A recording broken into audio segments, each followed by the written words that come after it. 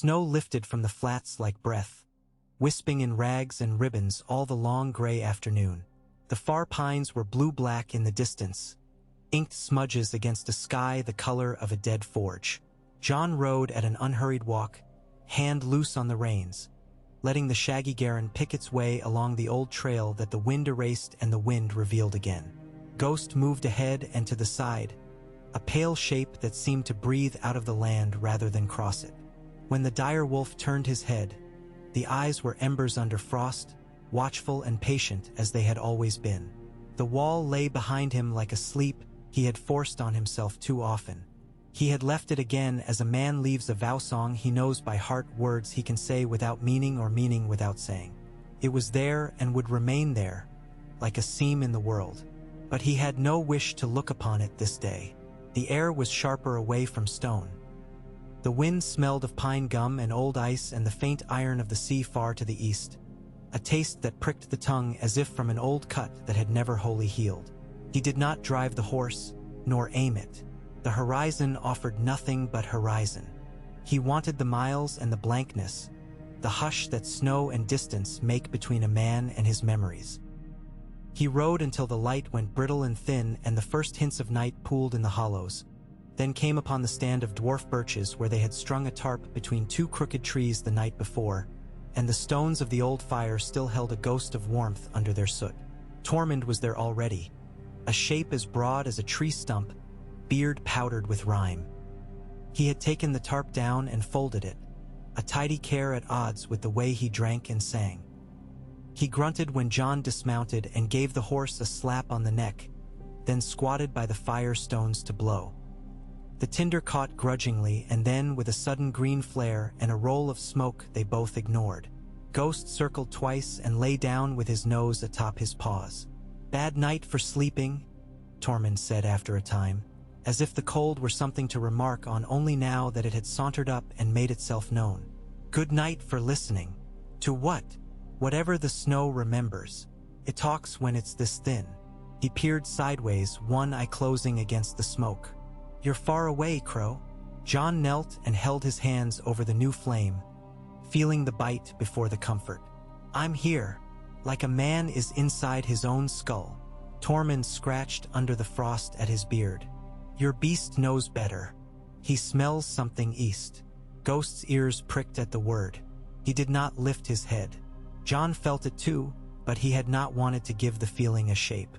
There had been dreams again.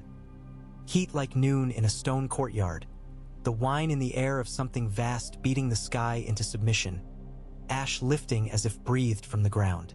In the dreams there was a darkness that was not night, a shadow with edges, and the smell of burned cedar and horsehair banners. He never saw her face. He did not try to. When he woke, his hands were empty and hot, and the snow under them had melted into black holes that stung with cold when he closed his fingers around nothing. "Maybe it's only the sea," he said at last, and knew as he said it that he lied to a man who had come to know when he lied. Tormund lifted both hands and let them fall against his thighs with a clap. "The sea is a fine beast to chase. Chases you back from time to time." He looked at John with the easy insolence that was half a kindness. "I have seen a man listening so hard that the wind told him truths. I have seen a man listen so hard he only heard what he carried in him. Which are you now?" John said nothing. The fire found its shape, steady and small. Snow hissed where it fell into it. He set water to heat and cut a strip of dried caribou with a bone-handled knife, the axe simple and clean. They ate without ceremony. The sky deepened. Somewhere to the south a fox called once, questioning. Ghost's eyes opened, shut. The world, for a space, was no more than breath and flame and the tiny noises of men who had done hard things until their bodies learned to be silent about them. When Tormund spoke again, it was with his voice lowered. "A ship brought fish to Eastwatch. A bad one. Smelled like old rope and sour wine. The men kept to themselves, which is always a good sign they've done something a gods-fearing man would brag about." He chewed, swallowed. "They told a man on the pier they'd come round from Hardhome with a wind that howled like a cat in heat, and for 3 nights a shadow crossed the moon and went back again. On the 4th night, the shadow breathed fire at the sea. John's mouth went dry, though he had nothing in it. He set the knife across his knee with care, as if anything held in the hand could break if you set it down too quickly. "You've heard such tales in every alehouse from here to the shivering sea," he said. "Aye, and most were told by men who'd forgotten a story hates to be told the same way twice. But these weren't telling." Tormund looked up at him. They were trying not to. Their voices didn't know it. "Where?" John asked. The question came of its own accord and brought heat to his face, as if someone else had made him ask it. "East by south, beyond the Skagosi waters, past where the flows turn to green water, along the coast that turns the color of old brass when the sun comes low." Tormund shrugged. "A long way for a shadow to follow a ship. A long way for a man to chase one." Ghost lifted his head now and watched John with the fidelity of an oath that had never been spoken and did not need to be. "It took her east," John said, and the words were as much to himself. Everyone said. No one knew where. No one knows still. Tormund tossed a sliver of bone into the fire, and it cracked with a small sound like a knucklebone breaking. "But there's a thing in that sky. It goes and it comes. It is big enough to make men talk quiet." John rose and walked to the place where the birches opened to a view of the flats. The night was clear enough to see the far line of where land met sky and gave up. He remembered a hot wind, a taste of ash, the cold as he knelt there, the knife, the stone. He had held no kingship then. He had refused crowns and accepted punishments. He had done what was asked. The world had not become gentler because of that. The world was not, in truth, a thing that changed for any man. He breathed. Ghost came to stand beside him, shoulder against knee. The touch steadied him as it always had. He laid his hand on the direwolf's scruff and felt the animal's slow, deep breath, the heart beating with a quiet surety. The wind turned and a faint edge in it tasted of iron and something like cinders, so slight that if he had not learned to listen with all of him, he would have missed it. "I will go to East Watch," he said. "Aye." Tormund did not ask whether John meant to come back. Kindness again or merely sense. "I'll keep your warm furs from the mice, and I'll tell the fat boys you went to piss and lost your way if they ask." John did not smile. He did not, either, try to find a better farewell. He slept badly and rose twice to add sticks to the fire, and when he woke at last the light was very thin and cold and the world had become something he had chosen. They rode half the next day and the day after along the old trail, then cut east where the snow lay in wind-hardened crusts that shattered under the horses' hooves and revealed darker layers beneath. They passed under peaks like broken teeth and followed a rim of black rock where an old road had once been, the stones sunken and tumbled like old bones under a skin of ice. On the third evening they smelled the sea, sudden and clean, and the cliff fell away. Eastwatch by the sea hunched like a bruise along the shore, piers like broken combs thrust into water the color of iron filings. The ruined tower still shouldered the wind, patched in places like a mended coat. The watch there was thin, a few men in dark cloaks, faces chapped to leather, the look of men who had chosen a hard post for the sake of being less near to other men. They knew John, because you know the shape of the storm that breaks you even if you never saw its face. They saluted with their eyes and their stiff chins, and they offered him a pallet in a room where the draft could not quite be stopped by sacking. On the third night a ship came in, just as Tormund had said. Its hull was tar-black and scarred, the paint still showing under the tar in places like old scabs, an Ibanese whaler by the look of the forward rake and the thickening of the strakes. She rode low from the weight of salvage or bad ballast. Men on the deck moved with that particular slowness taught by many months of bad seas, the bodies that no longer trust flat ground. John stood on the pier with Ghost sitting at heel, and the sight of the direwolf made men look twice and step lightly. A man with a face like an old apricot, wrinkled, soft-seeming until you imagined how tough it must be to have not fallen off, came down the gangplank leading with his shoulder, one hand in a mitten and the other bare except for a gold ring constricting a finger gone fat around it. He smelled of whale oil and sour ale, and when he spoke his breath made a little cloud that added nothing to the air. "Eastwatch is a poor port," he said in slurred common that still had the rounding of another tongue. "But poor ports have ears for coin. I need to go south and east, Jon said. Along the coast. As far as you go and farther, if you hear of another ship. The man's eyes flicked to Ghost. And the dog. He's not a dog. Then the demon. He grinned without warmth. Demons eat meat. Meat costs. A man and a demon cost more than a man and a dog. Jon unfastened his glove and slipped from his belt pouch the things he carried that might speak in places where his name could not. Not much. A piece of hard jet carved in a crude wolf's head, a bronze brooch taken from a royal cloak he had folded away and could not bear to look at, 3 links of blackened chain scavenged from a ruined gate in the forest, and a palm-sized disc of steel polished to a mirror. One of the old watch tokens hammered back into a shape that pleased the hand. The captain's gaze slid over these like a waterline. Jon put them away. He drew out the knife he had used to cut the caribou, the bone handle smooth with years of use. The blade was not Valyrian steel. It was honest winter-forged iron with a good temper and a fine edge. He offered it hilt first. The demon will catch us fish enough to pay his keep. I'll work rope. I'll take the night watches. I'll do what men do who don't wish to be listened to when they talk. The captain watched him, sensing a thing not said. Southeast, he said finally. We go as far as the currents don't make a fool of a man. He took the knife. The demon doesn't piss on my deck. Jon nodded. He did not say thank you. Ghost had already moved, light on the planks. They went aboard. The sea out of Eastwatch bore a skin of new ice that crackled like sand in a leather bag. The ship pushed it aside with a whisper that found its way into the bones and made the teeth ache just a bit. The wind cut unkind, but not cruel. The men went about their work with that silent economy that arises when every act can take a finger if it's done foolishly. Jon found his place among them easily, as he always had among men whose work puts an end to talk.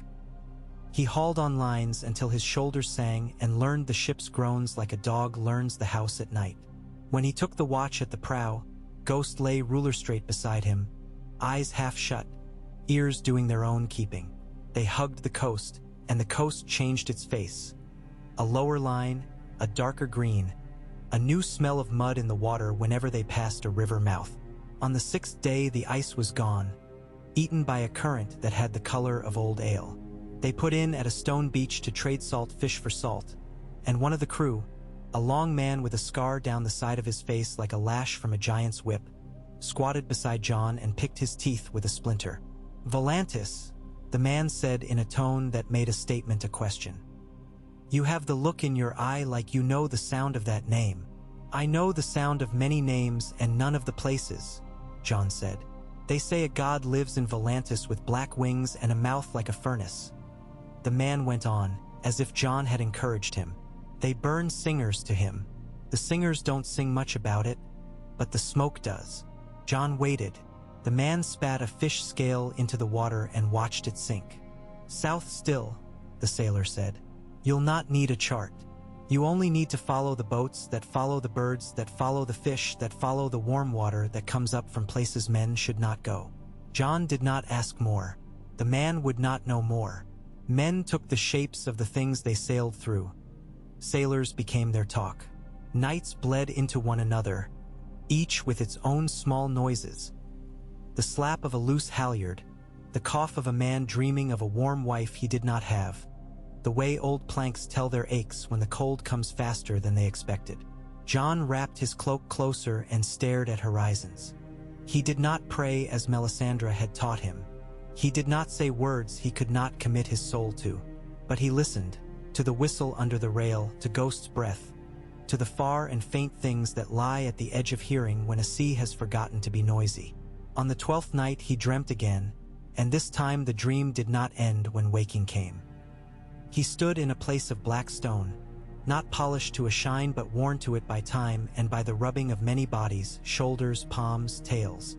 There was light without fire, as if the stone itself remembered brightness and wore it like an old shirt thin as gauze.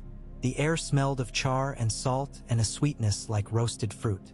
He knew he stood somewhere old. He knew it as a bone knows age. He turned, and there was a heap of silk on the ground that was not a heap but a shape that had been a woman once. He did not go to it. He could not. From the far side of the stone something breathed out, and the breath was a wind and a furnace and a grief, and the grief made his knees loose. It moved. The air trembled as if it did not want to be air in the presence of such a body. He felt that movement as he had felt only one other thing in his life.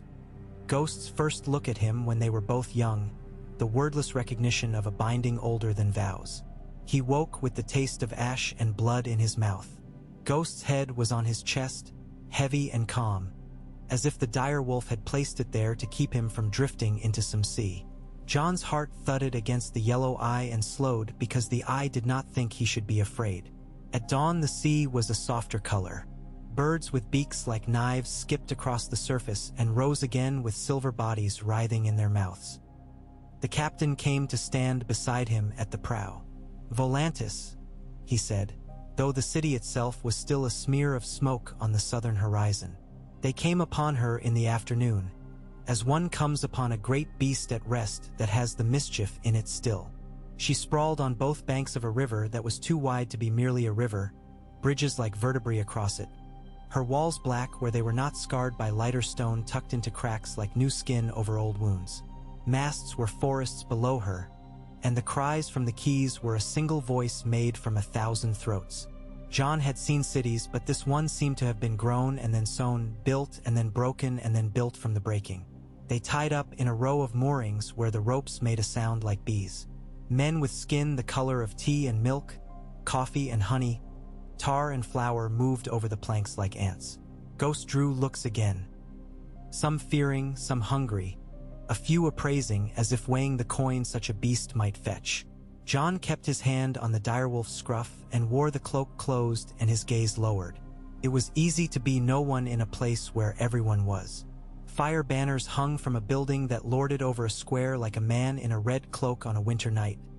"I am warm, and I want you to know it." The banners were stitched with a burning heart and rays that seemed to move even when the cloth lay still. Men in red stood under them.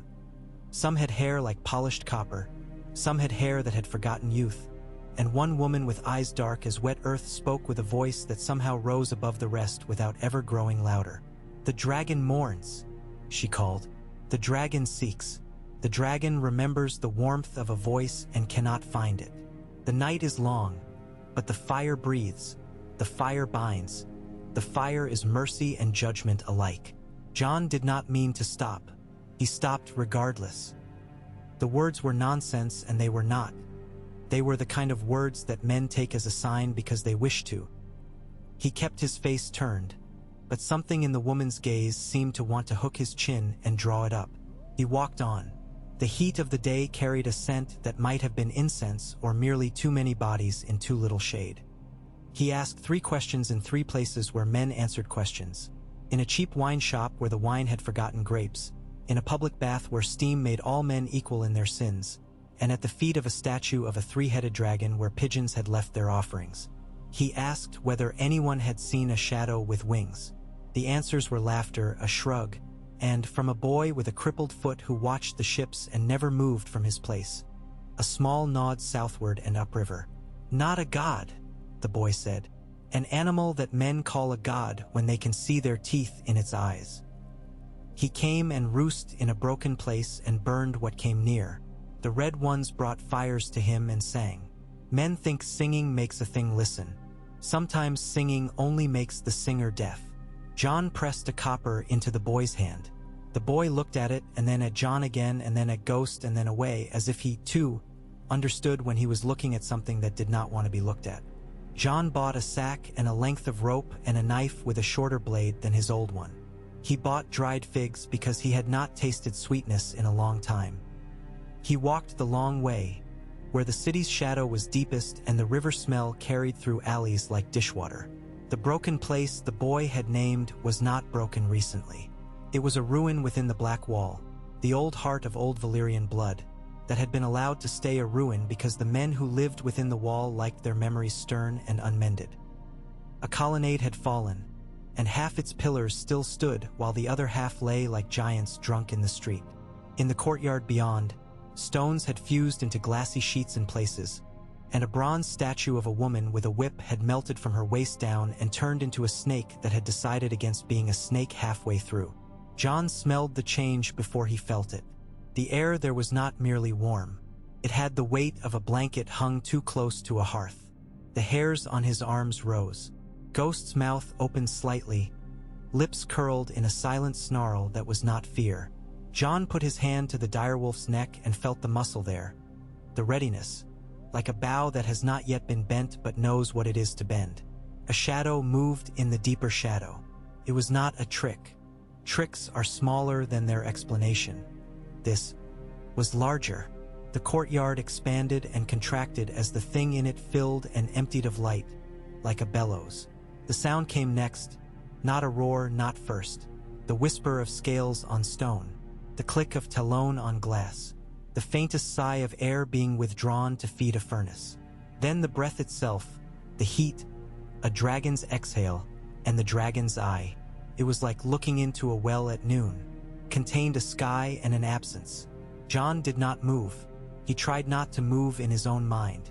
He felt Ghost's weight lean into him, no fear, only a steadying. He heard his heart slowing as if the beast before him had hands and had placed them upon his chest.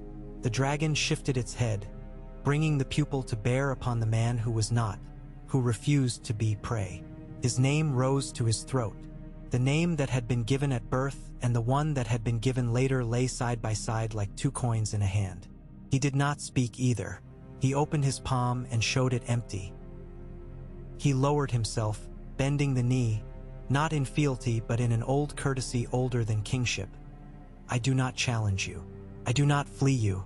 The dragon breathed again, slower. The heat came in a wave that had a shape.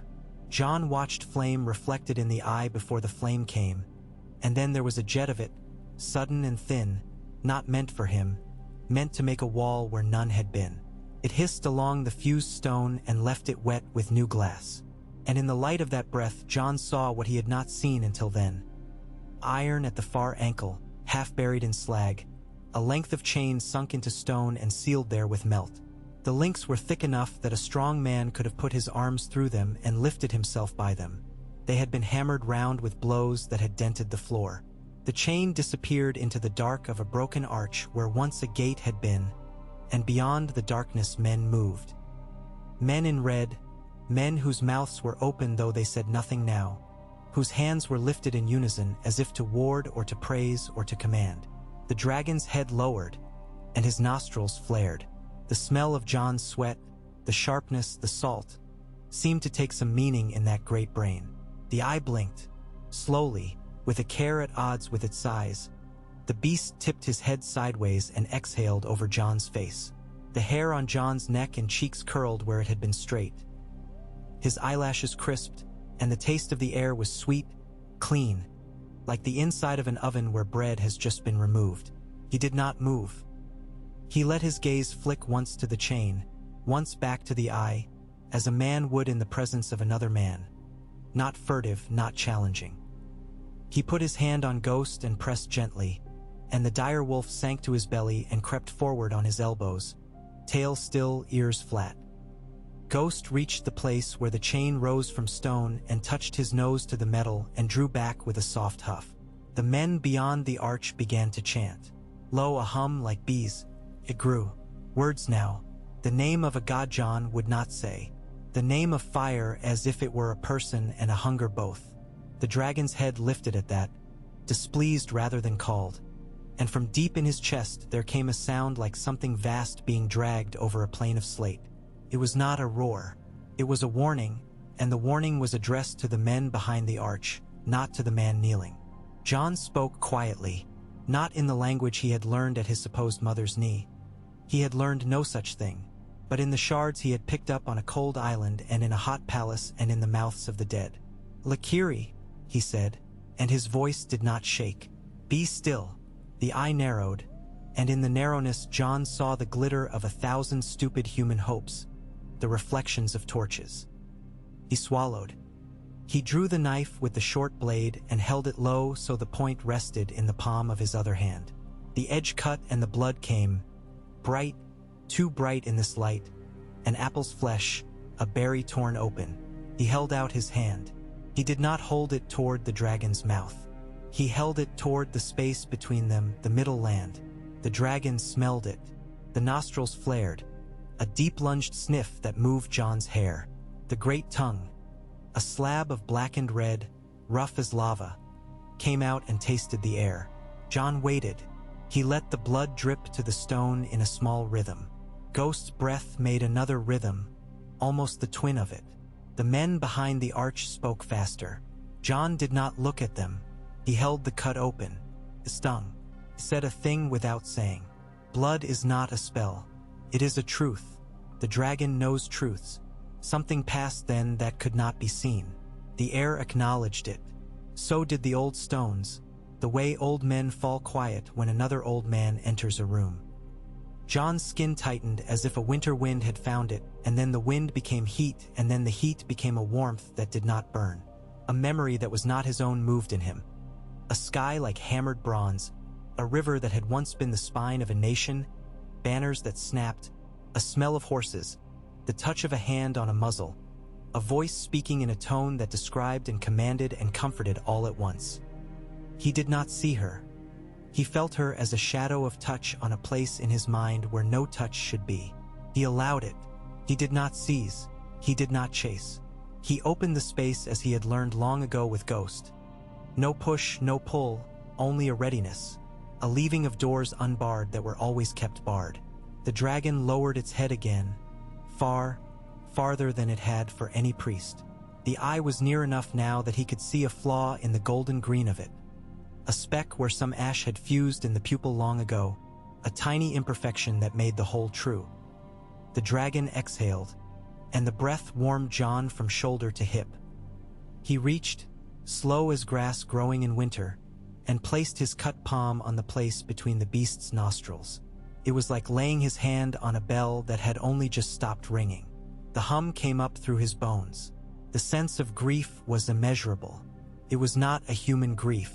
It was clean of the little bristles of wounded pride and the itch to be seen mourning. It was simply absence and the refusal of the world to supply a place to put it. He set his jaw.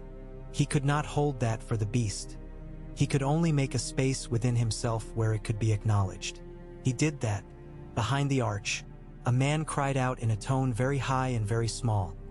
The kind of voice a child uses when it pulls its hand back from a flame and looks, amazed and betrayed, at the blister.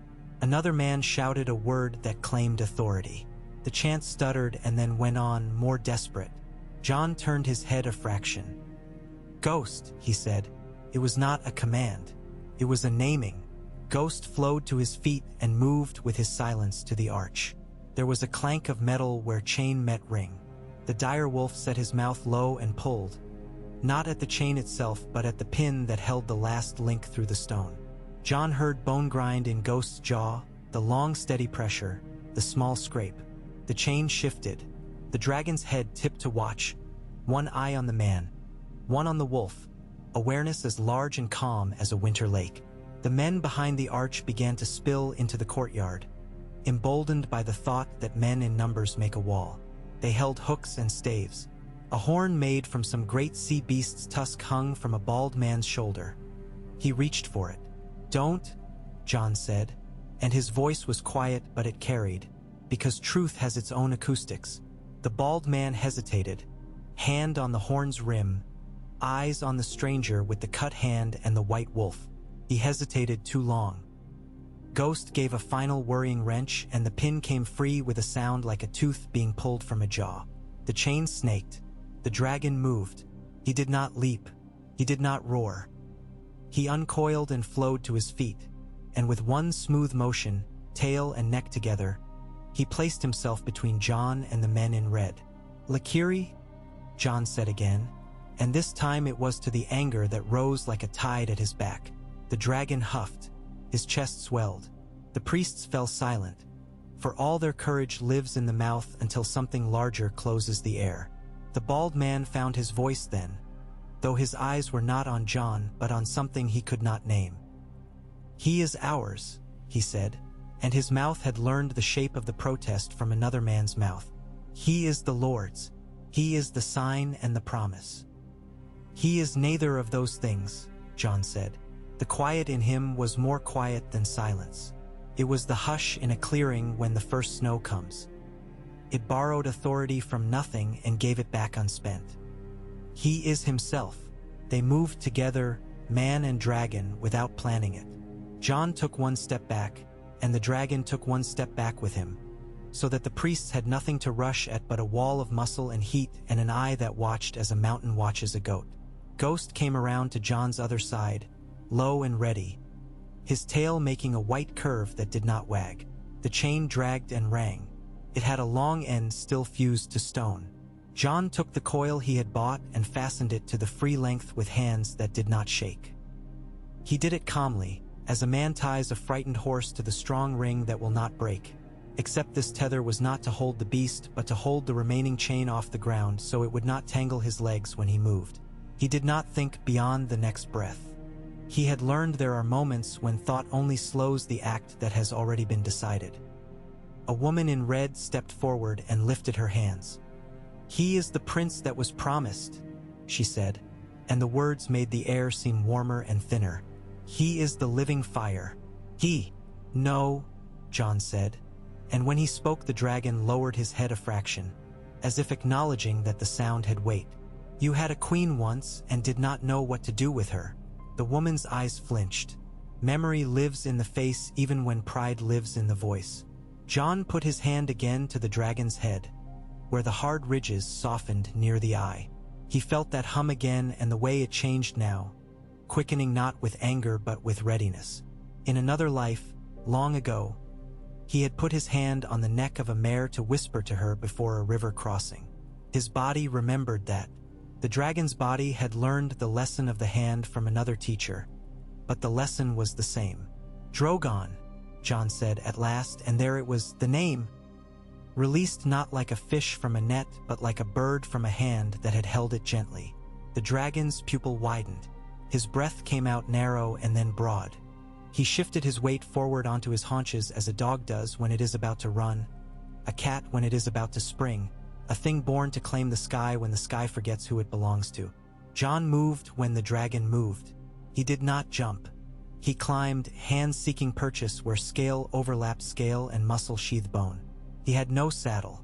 He found a ridge with his knees and dug in with the insides of his thighs, and the pain came and he let it be.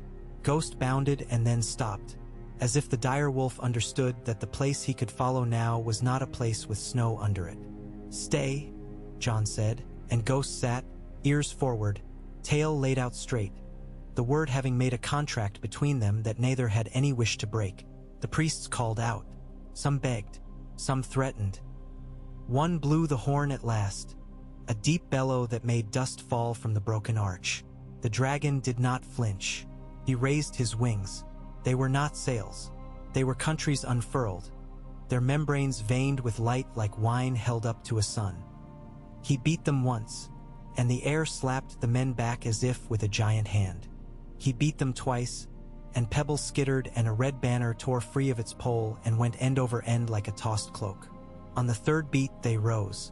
The first lift was not graceful. He was heavy, and the chain caught and dragged and then snapped the last sliver of stone that held it so that it freed itself with a sound like lightning tearing a tree.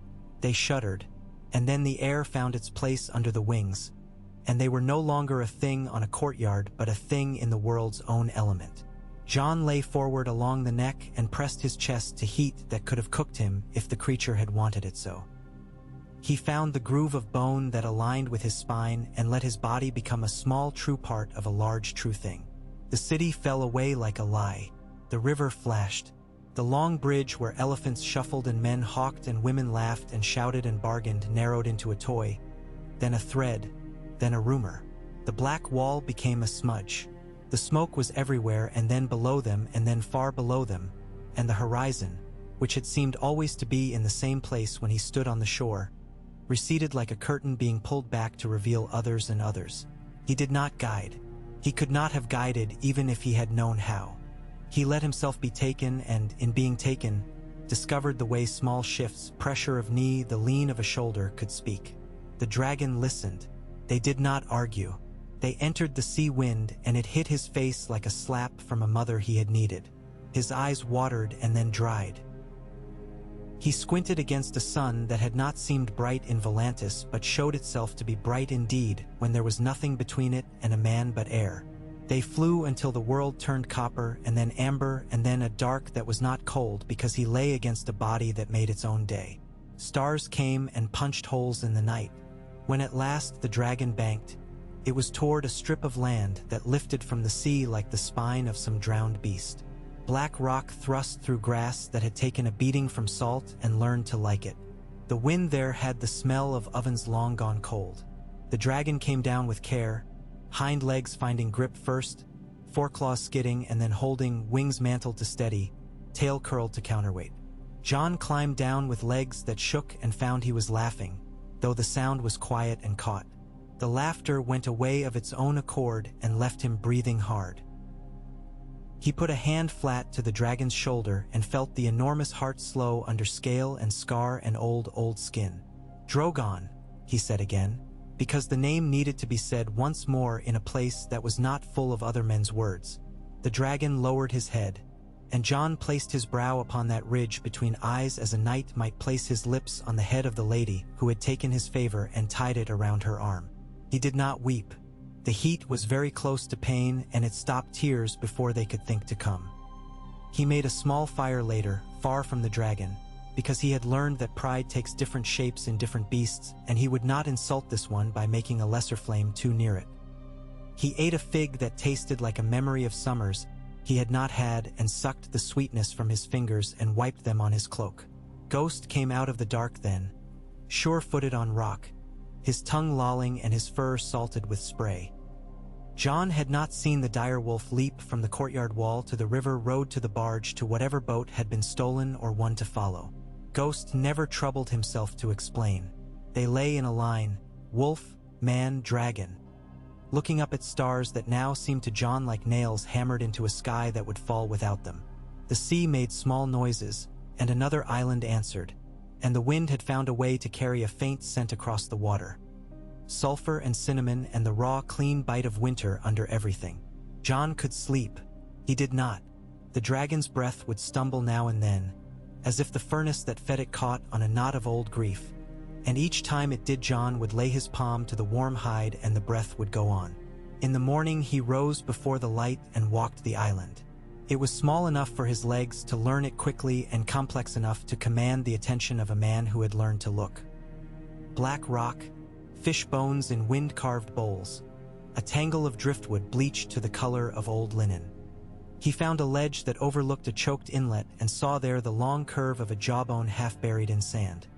A beast's, not a man's. The teeth were smooth and would have cut a whale. He put his hand to one and felt the cold of it travel up his arm as if teeth could still keep a memory of what they had done. When he returned, the dragon was sitting as a dog might sit, forelegs straight, wings folded neatly, the chain that still clung to one ankle coiled like a dead snake at his side. Jon knelt there and examined the links. The iron had been mingled with something that glittered dull in the light, slagged glass or some powder that had fused with the heat. He set the short knife down and brought out the longer iron, and he worked. He had learned to cut a man's bonds with a sword and to cut a man's last hold on life with a different mercy. He had never cut the chain of a god. It was a chain. It had a weak place where flame had overreached. He found it and worked it. He struck and tapped and inserted the knife and leveraged and waited while the dragon shifted his weight minutely to bear the pain of the metal moving against scalded flesh. He murmured without meaning to, nonsense syllables, the sounds men make to horses, children, wolves, there now, there. The dragon did not object. When the last piece fell free, it made the same sound the pin had made on a different island in a different life. Jon picked it up. It was heavy. He carried it to the edge of the cliff and threw it into the sea. It did not splash so much as it vanished. He turned back. Ghost stood with his forepaws up on the dragon's forelimb, gazing at the beast with a look that had in it, oddly, a question, as if Ghost were asking of the dragon a thing Jon could not hear.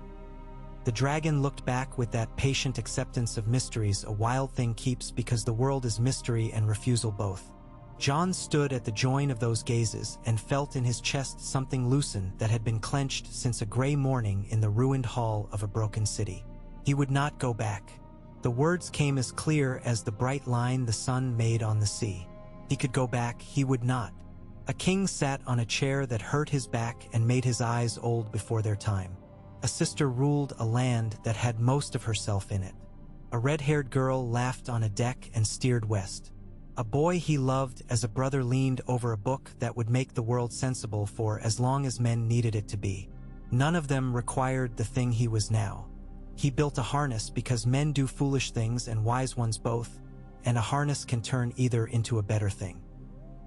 He wove leather from lines stripped off the whaler when the men were asleep, and he rubbed it with whale oil so it would not crack, and he bored holes and threaded rope and made knots that would obey when he called on them and wait when he did not. He worked with his hands until they bled again, and this blood had no ceremony in it. It was only the blood a tool asks of a hand. He flew again and again. He learned the way a wing catches an updraft that only wings can see, and the way a body tips to slice wind rather than be struck by it. He learned where to lay his weight when the beast wished to turn without hating him for the suggestion. He learned the line between suggestion and insult. He learned to press his face to the hide and listen to the heart as if it were a drum that told him when to unclench his knees. They went farther east with each flight, over water that changed its face, over islands that looked like teeth or coins or sleeping animals. They came upon a chain of rocks where steam drifted in exhalations from cracks and the sand glittered like new glass. They flew from the shadow of a cloud to the shadow of a mountain that had never seen men and did not much care to. They skimmed a sea as green as crushed bottle glass, and then a sea the blue of deep bruises, and then a sea the color of iron again. Dolphins leapt at their passing, showing their teeth in what looked like laughing and was only life. Word would go out. John knew that. Men who had seen a shadow cross the moon and then eat the moon and then put the moon back, good as new, would talk even when they swore not to. There would be songs. There would be names he had not chosen. He could not stop that. He could refuse to be where the songs were sung. He could inhabit the spaces between men's talk. The world had many such spaces. He had learned that once beyond a wall, the red priests would curse him softly in their sanctuaries and loudly in their markets. The black wall would grind its teeth that had long ago fallen out. A king with eyes that saw farther than eyes allow would smile without showing teeth and say nothing to his small council. A wolf-blooded queen would stand at a window with a cloak around her shoulders and feel, that somewhere a brother had found a thing that did not belong in rooms. A girl with a face like a blade's shadow would look west and then east and then smile to herself and mark a new map on the inside of her skull. None of them would send for him. That was love and wisdom both. On the 15th morning, clouds packed the horizon like sheep herded by a strange hand. The air tasted of rain. Drogon stood on the highest black tooth of the island and threw his roar at the world for the first time in many days. It was not anger. It was announcement. The sound traveled, and long after it had gone from John's ears, he felt it yet in the soles of his feet, in the itch in his scars, in the place behind his left eye where a headache would always begin if it chose to. John climbed to him and stood in the lee of that great shoulder and looked east. The clouds were not ordinary. They had a cast to them, a faint livid underside, as if the sea below steamed and stained them from beneath. The dragon jerked his head once, a motion that was almost impatience. He wanted the sky. "All right," John said softly. He set a hand to the harness, slipped his foot into the loop, and threw himself up with the confidence of a man who does not need to imagine his death to accept it. He seated himself and took the lines into one hand and the dragon's heat into his thighs and his belly and his chest. They launched into the east. The light there was different. It had a quality like the inside of shells, like pearl, except the pearl had cracks where fire had pushed up and made them. The sea below them began to show shapes the sea should not show. Black wheels where steam rose, long ropes of weed that glowed faintly as if remembering dawn longer than they should. Birds with wings like knives and bodies like bowls rose and fell away again. They had seen too many strange things to trouble themselves with one more. In time, the first tooth of a drowned land rose, a finger of black rock, then a hand, then a greater thing. There were walls there, broken and too large for any use, roads that ran from nothing to nothing, a causeway that had marched toward a city that had sunk and then thought better of it. The smell was familiar from Jon's dreams, char and salt and the sweetness of burned resin. Drogon's breath came faster, a low excitement. He knew this place. He had come here before, to roost on edges of towers whose insides had become caves. They circled the largest ruin. Jon saw the interiors, halls without roofs where trees had decided to be chandeliers, courtyards whose paving had been heaved into folds by heat like blankets thrown in anger. He saw, too, things carved into the stones that had kept their edges when nothing else had. Serpents eating their tails, men with wings made of swords, women whose hair was a tide. He saw stairs that went down to places that would have cooked a man where he stood and then frozen him as a joke. They came down on a tongue of stone that stretched over water that boiled lazily, as if remembering the time it had boiled to purpose. Drogon's claws scratched sparks from the rock that died in the damp air. Jon slid to the ground and stood, knees slightly bent, as one does when the earth you stand on might not be what it appears to be. He took 3 steps and stopped because he heard it, a sound like something breaking very slowly, too slow to make noise and yet making it. He looked down. A vein of glass under his boot was crazing into a spiderweb, lines leaping ahead of his step. He eased back. The cracking halted as if it, too, were alive and watching. There was a mouth in the rock not far off. Not a cave, not exactly.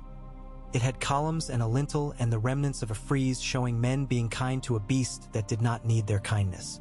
The mouth exhaled a breath that could have been wind, except it carried the dusty smell of old rooms and the undisturbed below. Drogon lowered his head and sniffed that air and then drew back with a little shake, as if the breath had spiders in it. "You don't like old things," Jon said, and then thought of how wrong the statement was. Drogon liked the oldest thing there is, the sky. He patted the beast's jaw, feeling the dry heat that made the air around them feel like a wall. "Neither do I. Someone had been here. Not recently, years perhaps, but someone had." Jon found the remains of a camp near the lip of the old road. A ring of stones blackened, a pot rusted through on one side, a scrap of wool too far gone to be of use even to a rat. He found a mark carved in a patch of stone that had not become glass. A simple curve, notched, the sign some sailors made when they wanted to remind themselves to whistle when the wind fell. He traced it with a finger and wiped his finger on his cloak without thinking about it, as if he had touched a grave. The dragons of old had lived here, or their keepers had, which amounts to the same in the end. He felt, more than knew, that this place had once held a noise like the one that filled his chest now, multiplied by 10 and 10 and 10. The ghosts of it made the hairs at the back of his neck lie down flat and then rise.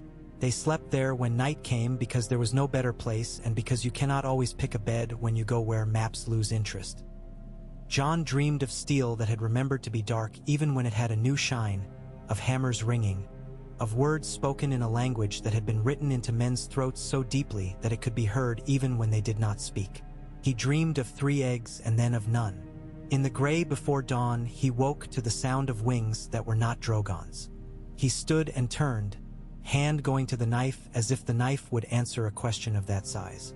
The wings were smaller, many, a storm of bats boiling out of a fissure with the mindless purpose of creatures who only know 2 seasons, dark and less dark. They streamed past and around him and broke themselves upon the light outside like ink thrown into milk. He watched them until watching felt foolish. When Jon turned back, Drogon was watching him with one eye open and the other closed, as if he had been awake and asleep for some time and neither held more interest than the other. Jon went to him and leaned against him and looked east, farther east still, toward a place men spoke of only when they wished to suggest that there are things beyond the edge of sense that do not care whether men understand them or not.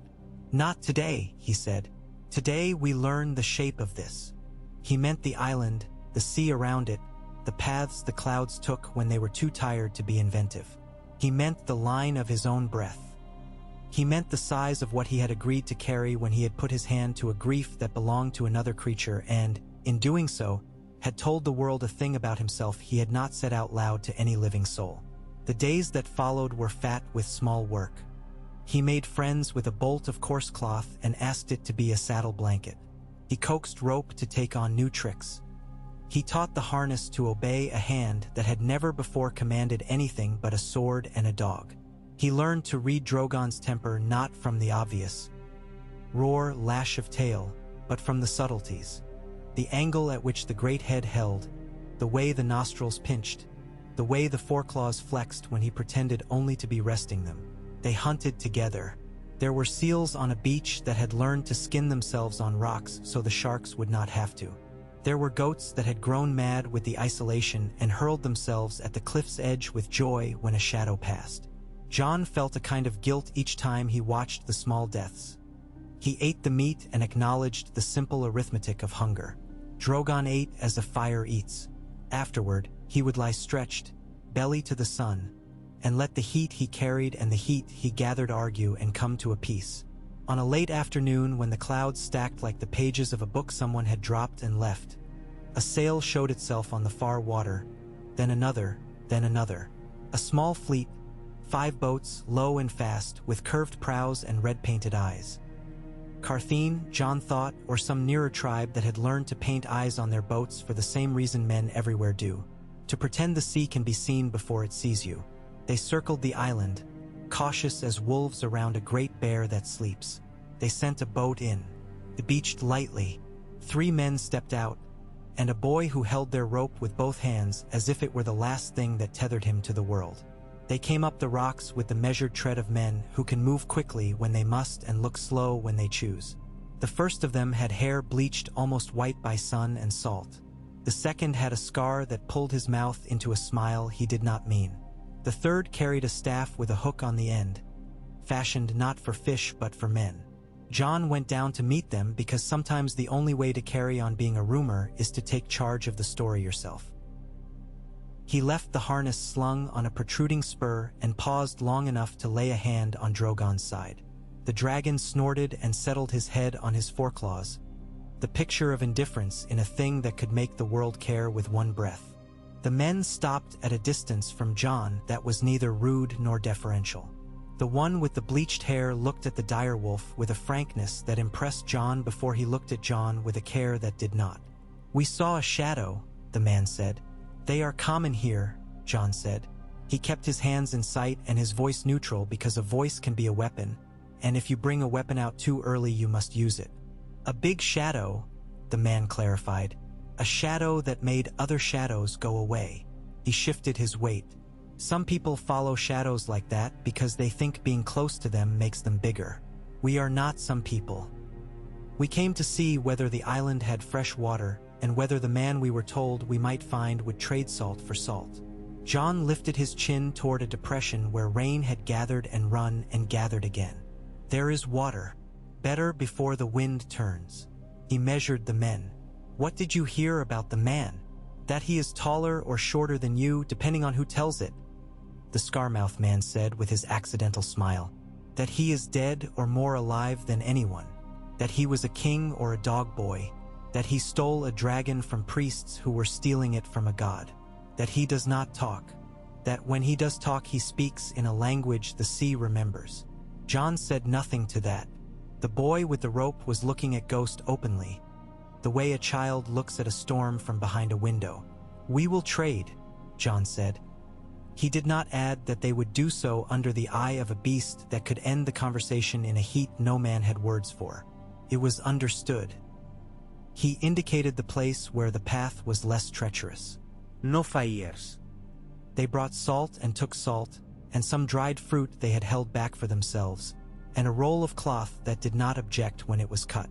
They left with more quiet than most men manage after seeing a thing that will swell later in the telling. The boy kept his eyes on Ghost until the last stare, and Ghost regarded the boy neutrally, which for Ghost was almost friendliness. When they were gone, Jon sat on the edge of the cliff and dangled his boots and looked down at the sea that had once held him like a man holds his breath too long and then lets it go. Drogon came and put his head beside Jon's boots and watched nothing with him. The light went strange, not east nor west but both. The world seemed to balance. "I'm not a king," Jon said, trying the words on his tongue as if they were new, knowing they were not. I'm not a god. The second felt easier than the first. I am a man who asked a beast to let me ride him and was not killed for the asking. Drogon breathed, and the breath smelled of salt and of old burned wood and, under that, faint, of something floral, something like the perfume a woman might dab at the hollow of her throat before she goes to conquer and to comfort. Jon closed his eyes and let that stab him and then let the stabbing pass. He did not push it away violently. He set it down with care. He would go further east in time. He would find maps that men had drawn wrong on purpose and others drawn as true as hands would allow. He would read them with his body rather than his eyes. He would travel not because he sought to find a place to stop, but because sometimes a man is asked to be the space between stopping places. He would carry a grief that was not his until it became also his and would learn the strange mercy in that. For now, he slept when sleep came, and when it did not he lay and listened to the dragon's heart and the wolf's breath and the sea's mutter, and between those three sounds he let his own take its rightful smallness, a beat in a world that had learned long ago to go on and would continue to go on. And in the morning he rose and the air was new again, and east was still east, and the shadow that crossed the sun belonged to him only in the way a man belongs to the road he walks. Not at all and entirely. The morning came on slow, like a man rising from a bed whose warmth he does not wish to leave. Mist lay low over the water, a film that the light pushed it patiently until it thinned and tore along the edges of rock and weed. Jon rose with it and walked the island's spine from end to end, hands tucked in his cloak, boots picking their places without his asking. Drogon drowsed on the height, one wing half spread like a roof. Ghost trotted where the ground allowed and leapt where it did not, almost soundless even on loose grit. Wind brought news that had no voice. In it were the tastes of fish and a far forest smoke and something bitter as old coin. Jon paused to face that taste as if it were a messenger. The sea said little else. The day would be a day like others, work for the hands and a quiet for the heart if the heart remembered the trick of it. He cut rope for the stir loops and stitched the leather where it had stretched. He pressed whale oil into the seams with the heel of his palm until the skin of his hands grew slick and shone. He set small brass rings through slits he had bored with a red-hot nail and turned them with a flat stone until the edges lost their bite. He gave his day to the tyranny of the particular. The mind, left to its own devices, wishes to wander the largest rooms it can find. Hands bring it back into the cottage and insist there is a garden to hoe first. He climbed and mounted at noon, when the wind was steady and the thermals rose and shaped themselves in the way a hawk would know. Drogon moved his weight for the first bound, then flowed upward as water does when a dam gives. Jon laid himself along the hot line of the spine and let the harness take the smallest portion of himself so his legs and belly could take the rest.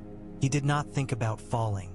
He thought about the angle of his knees and the set of his jaw and, later, when they had found the shape of this day's air, about nothing at all. They drew a circle over the archipelago, a wide low arc, then another higher, until the scraps of land seemed arranged by a deliberate hand into a sentence he could almost read. Steam drifted from a crease of rock where the sea had pried the island open and found the warm bones inside. Far beyond, cloud piled upon cloud in curves like muscles. That line pleased Drogon. Jon felt the beast's attention turn to it like a hound's ear turns to a whistle. They went. The wind in the climb took Jon's breath in an eager way, as a friend does when he greets you too hard. He pulled in against the harness and kept his body close. The first of the cloud took them into wet that beaded and hissed on hot scale, and for a moment the world was no more than gray and the beat of wings and the clean thunder of a heart too big for any measure except itself.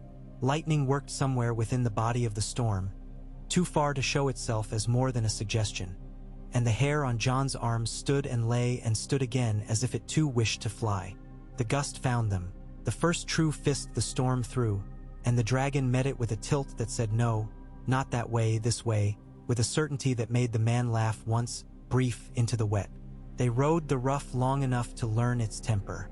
The cloud cracked apart and let through a wedge of light. Below, the sea changed its mind every half-mile, now hammered iron, now wrinkled silk. Jon felt the old want then, the want that had nothing in it of crowns or promises, to go farther because farther existed, to put behind him every voice that did not sound like wind or water or the beast that chose to carry him. He did not tell Drogon where to turn. He leaned his shoulder and pressed his knee and thought of empty, and the dragon poured them east like wine from a jar.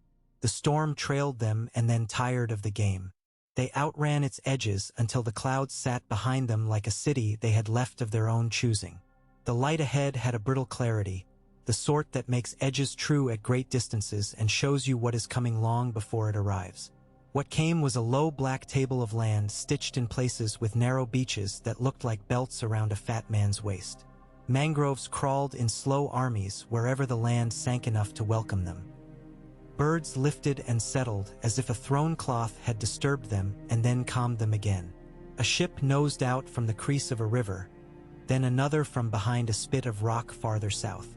Not whalers. Their lines were elegant but purposeful, the sails a brown that spoke of wax and care. On each prow an eye had been painted with a confident hand. Lashes, iris, the white marked with tiny veining, as if the painter had studied human eyes and given these wooden ones more life than kindness. Archers stood where guess and necessity put them. A man near the tiller of the foremost wore a cape that had once been red and was now a weary rust. Drogon lowered a fraction as if the ships were something to smell rather than see. Jon felt the drag and understood. He pressed his knees in warning and trailed a hand along the neck. Easy. We do not need to tell them who you are unless they insist upon forgetting. The dragon's wing beats slowed to a long glide that brought them parallel with the line of travel, but high enough that the ships were no more than children's toys that had found their way into an adult's bath. Men on deck pointed. One dropped a coil of rope. Another made the sign men make when they wish gods to notice them and not the other way around. The man with the rust cape spread his arms like a priest in the moment before some better man takes his head. He shouted. The shout came up thin. He had no quarrel in it yet. Jon let the ships pass back into their business and tipped Drogon's head toward the south shoals where the water brightened and went shallow. A curving bay opened there, a crescent of sand and stone. Huts clustered as they always do, mouths toward the sea, backs turned to the wind. Nets hung to dry. A stack of pots waited for fish to run. There were women on the strand and 2 old men and 3 boys too old for baby names and too young yet to guess at death. 2 of the boys held long poles. 1 practiced jabbing at waves. A third had a shell and a stick and was making art that the tide would claim before any eye that cared could claim it. They looked up when the shadow crossed them. Men everywhere do, and boys and dogs and gulls. They did not scatter. They stood until the dragon's shadow passed on and became a trick of light on water and nothing more. The old men had the mild expressions of people who have outlived the right number of surprises. One lifted his hand and let it fall, a greeting a man gives to weather.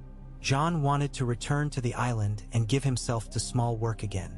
The desire stood up in him clean and honest, like hunger at sunset. He would have done so if not for the 3rd ship, not in line with the others but coming faster from the west, hugging the seam between blue and shallower green with the eye of a creature that has learned men are easiest to catch where the world shows 2 faces at once. She ran low and dirty. Her sail had patched places shaped like provinces, and on her bow the painted eye had been gouged and redone twice in colors that did not belong together. Crossbow corals bristled from a rack by the mast like a hedgehog's back. 8 men were visible on deck. That meant 12, perhaps 15. Jon felt Drogon's chest swell under him. The dragon did not admire the lines of the fast ship. He knew the shape of the hunt and it stung him awake. Jon pressed knees and thigh and leaned his weight a hair toward the land. Not over the huts, he thought with the precision of a prayer. They dropped into the shallow air over the sand. The women ran then and the boys ran, and the old men did not because their legs had long ago learned to disobey haste unless it brought a spear. Ghost had been a white rumor on the black rock. He was a white certainty on this beach, there with a speed that made the men who had never seen such a beast decide to believe in old stories their grandfathers had thrown away. He placed himself where the water ran out thin and the sand took the weight of a running man and held it in a deep track, the tight throat of the beach where any wave would choke you if it chose. The fast ship spilled a rope boat while she was still making her turn. The boat took 6 men and a 7th who did not row but held a harpoon gun that had been made with care and oiled with a love that would never be returned. He pointed without needing to. The gun belonged to arms that had wanted it for a long time. The long iron flashed once when the sun found it. Jon gave the wind back to the world. Drogon's wings folded down their length, and then he was a weight falling, controlled, intentional, as a rock is intentional when it remembers a hand through it. Sand leapt where he took the landing. The sound traveled as a new kind of thunder. He did not give his full chest to the men with the oiled gun. He gave them his profile and the warning that lives at the back of a throat made for furnace work. The heat licked out like a tongue to taste the air. The man with the gun did not lower it. He had the fixed look of a man in the grip of something louder than sense. His mouth might have been saying golden things to himself. After this, I will be a man with a story and a purse. Men often think such things when they are about to turn into something else. He took a breath. He sighted. He began to squeeze. Jon did not shout Dracarys because the word belonged to a moment he would not steal. He flattened his hand against the plate of bone ahead of him and slid it forward an inch. The dragon's head dipped, the furnace gathered, and the breath came, not in a sheet.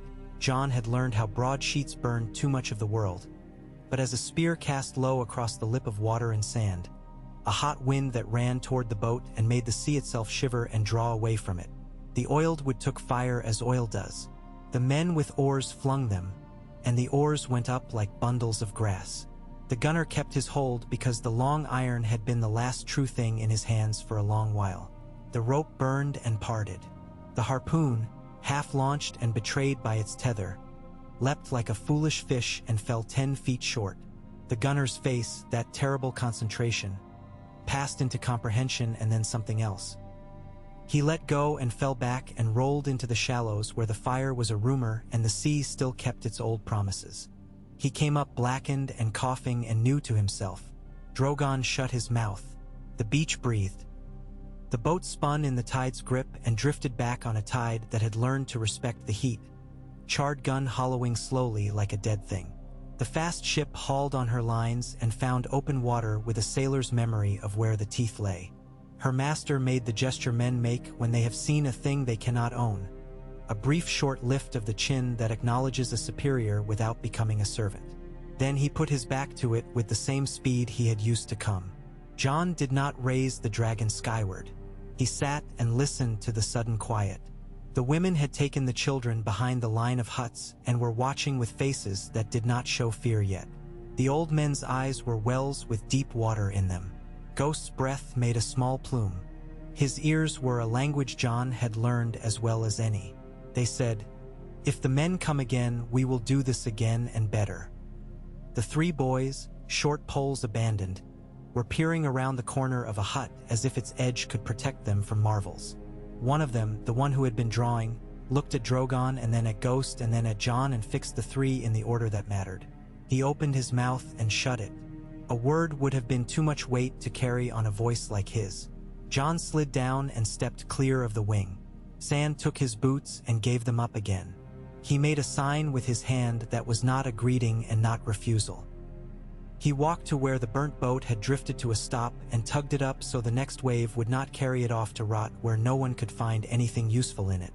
One of the old men came and set his hand to the other side, and together they dragged it above the weed line. As they straightened, the old man looked Jon in the face, deep into it, and without a smile said, "Well," in a voice like wood rubbed with oil for a long time. "Well," Jon said back. The man gestured at the dragon with a motion that somehow included the huts and the sand and the water and the wind. "He eat goat," the old man said. "When he must," Jon said. "He prefers what swims." "Good," the old man said. "Goats are what we have." He considered a moment. "And thieves, but thieves are stringy." One of the women came forward with a jar that had seen too many uses. She offered it to Jon. He took it and sniffed the mouth. He had learned to do that when many people were kind. It was thin beer and salt and something citrus that the women here knew how to coax out of hard ground. He drank and wiped his mouth with the back of his hand and gave the jar back with a nod. His words were fewer than once they had been. He let the nod do more work. The boy found his courage then. He came out from the hut's edge and made his way to Ghost. He held his hand open and low. Ghost's ears twitched. He flicked an eye at John. Permission, courtesy. And took one step and put his nose to the boy's palm and exhaled once, warm. The boy's lips parted. He did not touch. After a heartbeat, he withdrew with the care of a man leaving a sleeping large thing alone. He looked at John as if the man with the dragon must have a word to give him now. John had none. He had a thought, though, and he made it simple. "If men with hooks come," John said to the old man, "raise smoke on the south point. We will see it." "We," the old man said, in a tone that weighed that small plural word with more gravity than John had meant. "We," he repeated, as if testing it for soundness. "Salt for eyes," he added, pointing to the storehouse. "And a coil of rope longer than we need. You take, you fly, you come back if you like." "I'll leave our thanks," John said. He did not refuse gifts when they made people easier with themselves. He took the coil, heavier than it looked, and the jar a woman pressed stubbornly into his hands. Salt with herbs that smelled like the way the air felt when the tide turned and left all the living things to consider themselves. Drogon launched with no ceremony. He left sand black and smudged in the V his hind claws made. The boys ducked and laughed the way boys do when a thing terrifies and thrills at once. The old man stood immovable and watched John go and then went back to his hut without looking over his shoulder. He had seen arrival and departure and understood both were the same story told in two tenses. For days after, the wind came from odd directions at unhelpful hours. John used them anyway. Pilot takes the air he's given. He mapped the reefs by eye and by the small changes of color water makes when it grows deceitful. He found a cove that would hide a boat for 3 turns of the moon and keep a man from being found by any who did not know to look.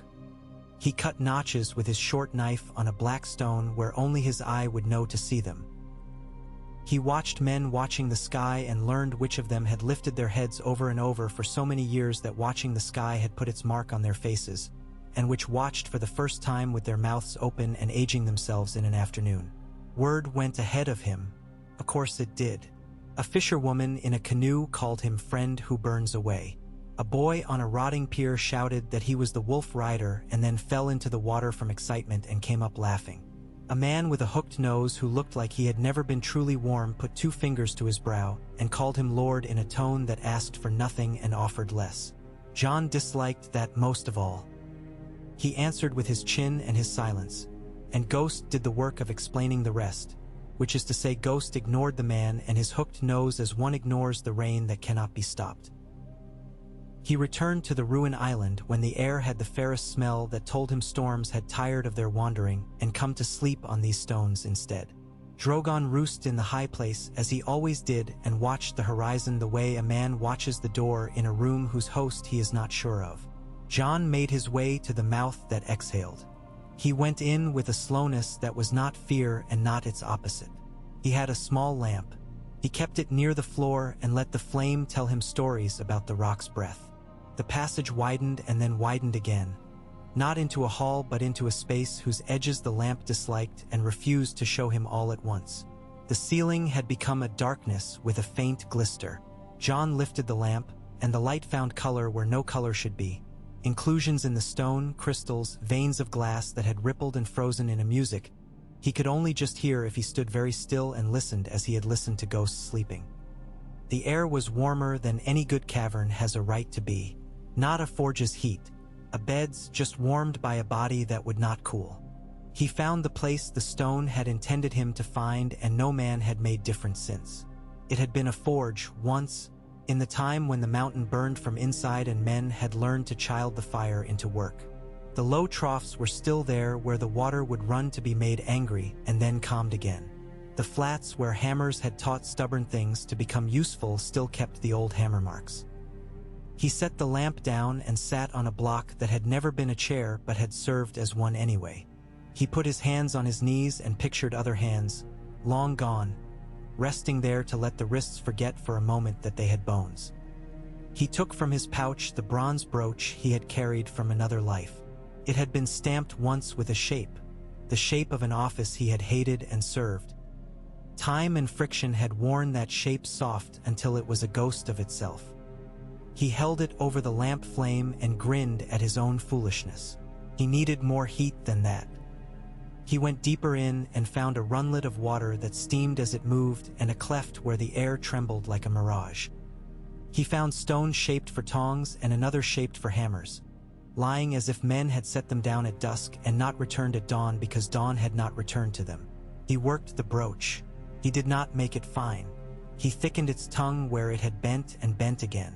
He flattened the face and beat out the memory of the official stamp until the metal forgot that part of its story. He made a simple boss in the center to give it strength, something for a thread to catch behind. He rubbed it with a rough cloth until it shone dully, and then held it in the steam until the heat went from it reluctantly like a man from a feast he was welcome at. When he was done, the thing in his hand had no history but his own. He tucked it back without ceremony. There were other pieces he could make. Not grand ones. A ring to hold rope, a buckle that would not snap when Drogon decided to dislike a gust. He used the old tools to coax these out of old scraps he found in a fallen chest built into the wall. Nails, a hinge, something that might have been part of a helm once for a head too small to belong to any man he had ever known. He hammered and listened and let the sound deaden and brighten and deaden and learned the way through it.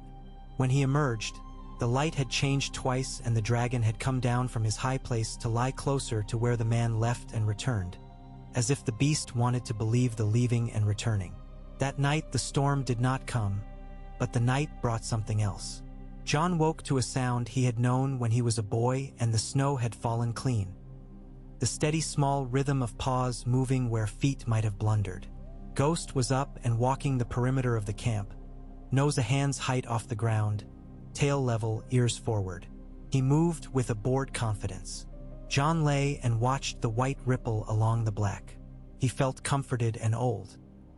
He loosened his cloak and slid one hand out into the night air until his knuckles cooled. He made himself sleep. On the morning the men in red found him again. The dragon was in the water. There is no other way to say it.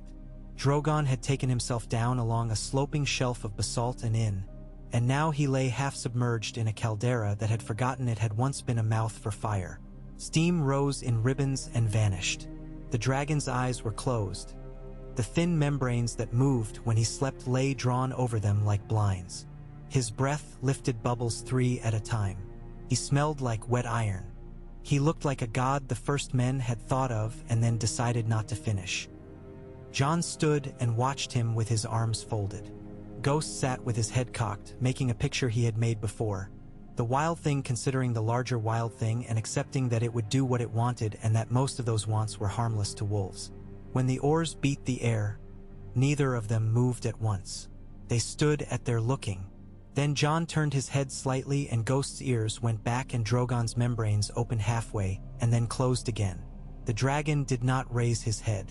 The men at the oars saw what they wanted to see when they came upon a beast too indifferent to make a good enemy. An advantage. The boat carried 15 this time, because men believe that more men make a pattern different than fewer men do. 5 wore red cloaks. 1 had a bell at his throat, a small concave thing suspended from a chain of black iron. The bell had no tongue, a hammer job then, drawn by a pin struck by hand. The sound would not carry well across water.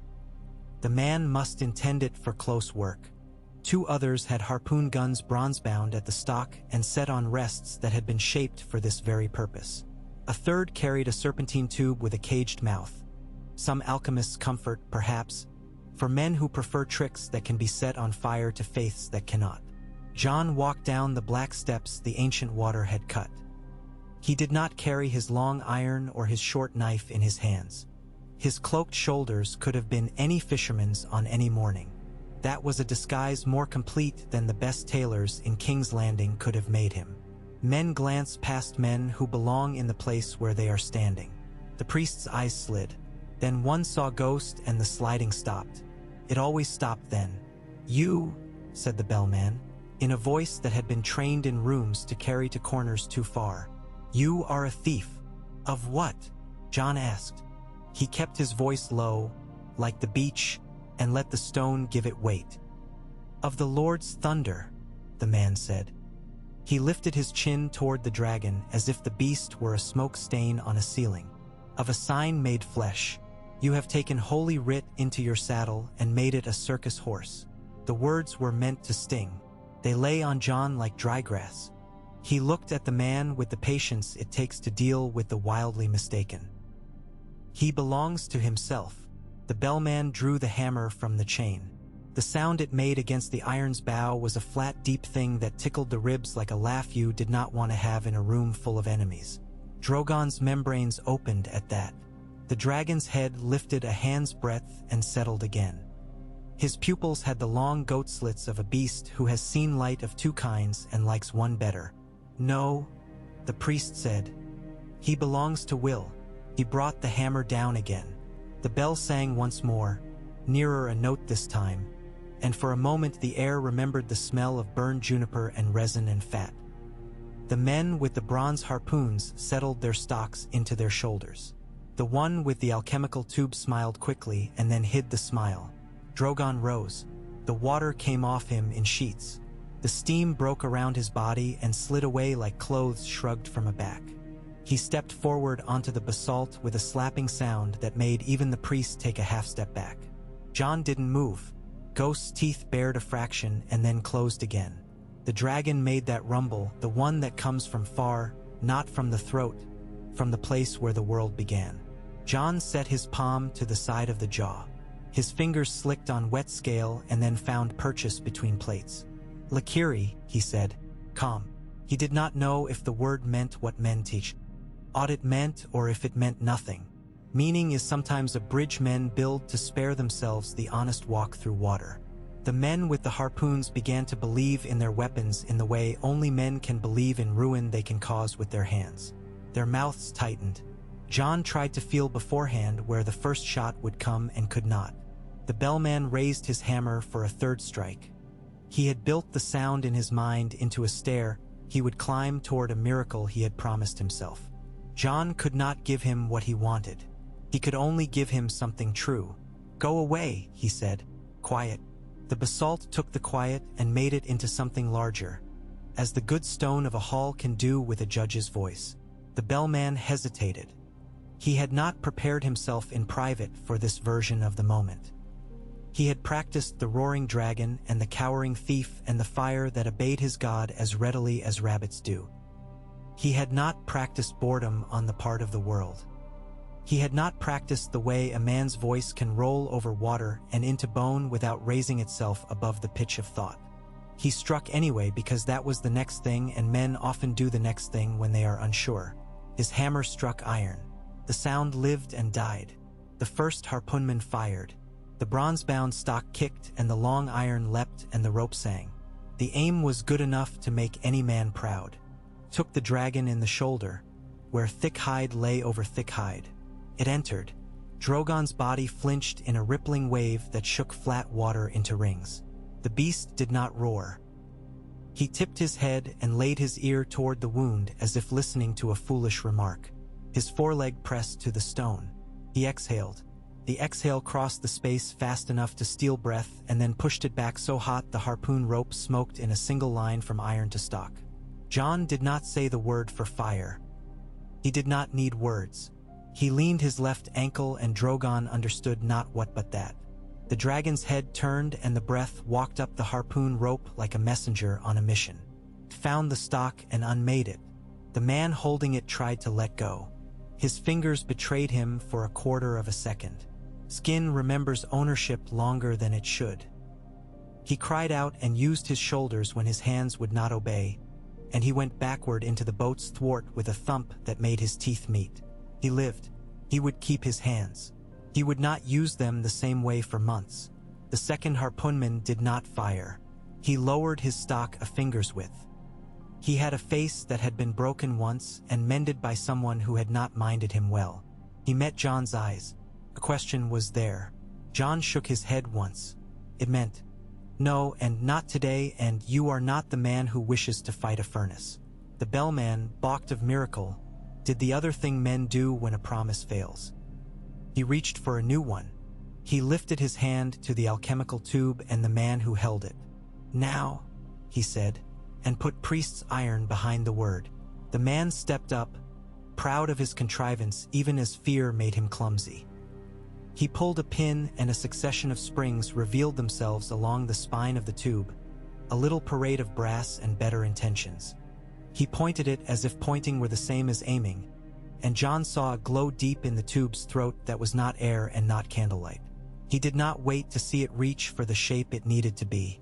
He stepped and pressed the dragon's neck with his shin, and the breath came again. Short at first, like a warning, then longer when warning did not teach.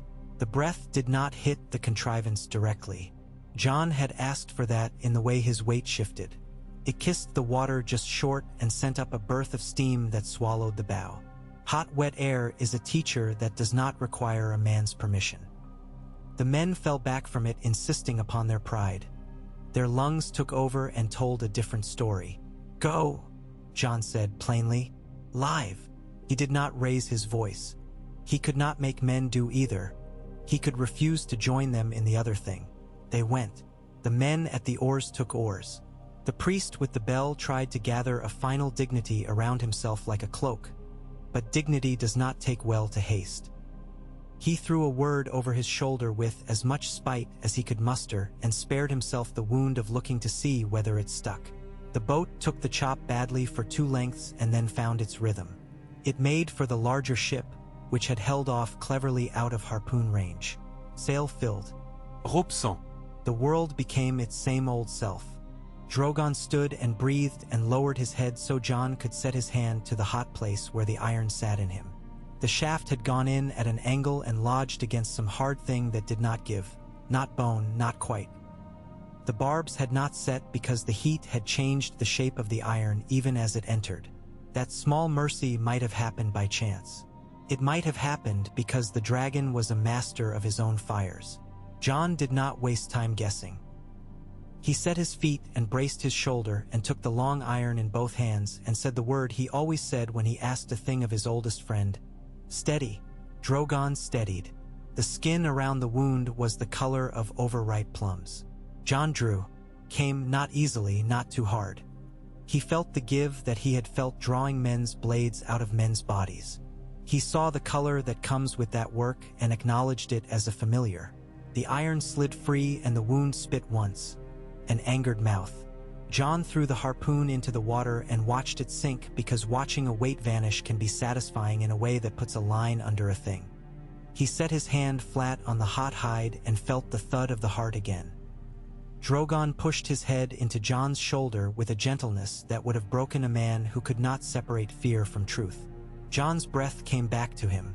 Ghost sat and looked at the horizon as if considering whether there would be more men whose hearts would ask them to behave foolishly. There would always be. When the ship had gone and taken its humiliated, frightened, proud cargo with it, John built a fire not far from the basin's lip, not because he needed heat but because the action had its own dignity. He made a broth from fish bones and a handful of herbs the fisherfolk had pressed into his palm and the salt they had asked him to take. He sat and ate it and gave the dragon the heads and tails and let Ghost have the eyes, which were the part the direwolf wanted most because they were the most improbable. The world went back to being the world. The steam rose and collapsed on itself. The basalt held its counsel. Later, when the light had gone gold and then gone, John climbed to the high place and lay with his back against warm scale and watched the stars roll in their endless patience. The wound in Drogon's shoulder had already closed, not with the tidy stitch of a woman's needle, but with the rougher joining animals manage when life insists. John thought of a hall with a tree in it, and a man who had sat in a chair that made him old, and a girl who had chosen ships over chairs, and a boy who had chosen words because words live longer than chairs do. He did not yearn for any of them. He let his mind visit and return as polite company does. Fog crept in that night, unapologetic, as if it had always planned to be there and only now had found a chance. In the morning it made the islands into a children's game. Here and not here, near and not near. John walked anyway. Fog does not change stones underfoot. It changes only the way you expect to meet them. He took a narrow path along the cliff's edge where wind usually kept the air clear, fog beating on his beard, lashes wet. Ghost ghosted ahead. The name had always been a description as much as a hope. Drogon moved along the island's middle line, a dark length in a world reduced to shades. When the dragon breathed and the breath hit fog, it made a tunnel briefly, air showing itself inside air. Jon paused to look through it as through a spyglass into a different world. Then it closed as quickly as a hand. In such weather sounds go wrong. He had learned that long ago on the wall. He heard oars that were far sound near and voices that were near sound far. He heard the popping of small shellfish down in the weed fields and the heavier thud of wave on cave mouth and the tiny squeak of something that lived in cracks. Through that confusion a new sound arrived that had learned in some other country to cut through confusion and keep its shape. A whistle, two short, one long, repeated. Jon stopped. Ghost stopped because Jon had stopped. Drogon halted with a little drag of claws that sent Grit sliding and listened. The membrane at the earhole fanning like a man's nostrils in a kitchen where the cook has burned the onions. The whistle came again where the cliff began to curve. Jon went to his knees and looked over the lip. Fog hid and revealed. Then it thinned along a ribbon no wider than a man's leg and showed him the south point and a spindle of smoke that had learned to hold its line in wet. Not accident smoke. Not cook smoke. Signal smoke. The old man on the beach had found a way to send his word even into this muffling day. Jon turned to Drogon and did not need to say the word or make the gesture. He only touched the harness where it hung over a rock spur and the dragon turned his head and lowered it. Ghost leapt the last 2 steps in a way that said he had already begun to run in his mind. Jon mounted with hands that did not need his eyes. They launched into fog and the fog broke around them with small complaint. They flew low because above made the world no more than gray. Low showed them shadows of what they needed, water darkening where depth returned, rock sharpening like a knife when it came near the surface, and then the beach, barely visible, the shape of huts like thumbprints. He felt the way the dragon's body remembered the precise arc to put him down there without breaking anything that wished to remain unbroken. They landed between the huts and the water as before. Men stood a little closer to the line now. Not brave, not stupid, just people who had decided that surviving one miracle allowed them to ask for a second. The old man came. He had the same look. "Hooks," he said. 2 boats. Women on them. Not their women. The fog parted behind the last hut and showed a fragment of shape. A low thing full of small, bright metal teeth. The men who owned the boat were not from the fast ship that had fled. These wore dirt like a decision. Their hair had been cut close to the head with a knife that had not liked its work. They were of the kind that gather when many small evils drift together to make one big one. The women on the boats sat bound. They had the looks of people whose minds run so hard ahead that they do not know what their faces are doing. Drogon turned his head, slow as a king granting audience. He had no patience left for men with hooks. He did not quite rise. He leaned. The lean put the heat of him nearer to the boats, and fog that had clung to the water's skin rolled up like a bed cover thrown back. The men on the first boat found themselves abruptly in the same room as a furnace, and one of them laughed in a way that said he needed to hear himself in order to remain inside his body. It was the wrong sound. Drogon answered it by opening his mouth and showing them a quiet more complete than fear. He did not breathe fire. He only showed the fire, banked like a field of coals before a bellows. Jon stepped 1 step. There is a way to make a sword out of nothing but a man's shape. He had learned that and had forgotten he had learned it and was now learning again. His emptiness, the cut where his name had been and no name had replaced it, did the work steel would have done. The men on the second boat saw the first boat hesitate and made a game's mistake. They tried to go faster than fear would allow and put their oars into one another's oars and lost the water. Ghost flowed to the very lip of sea and set his paws into the wet sand and showed his teeth without a sound. The women on the boats did nothing at all. That was the wisest thing anyone did in that minute. "The ropes," Jon said. He said it to no one. He said it to the world. He said it to the possibility that the men might choose to keep the women bound and in so choosing would make the next acts uglier than necessary. One of the hookmen licked his lips. He had a scar that told a story old as his birth. He set the hook down and drew a knife. His hand shook. He cut badly. He did not wish to nick the woman's skin and did so anyway. The blood beaded and then ran. The woman did not move. He cut the last knot and put his hands up as if surrendering to the air. The others watched the man who had cut and judged the wind of their own futures. They cut. They did not untie. Untying is for days when a man has time to pretend the knot he made was someone else's knot. They cut. The women did not run. They stepped off the boats because no one had commanded their bodies to do that for days, and they relished doing something under their own orders. One of them staggered. Ghost moved to steady her and did not touch.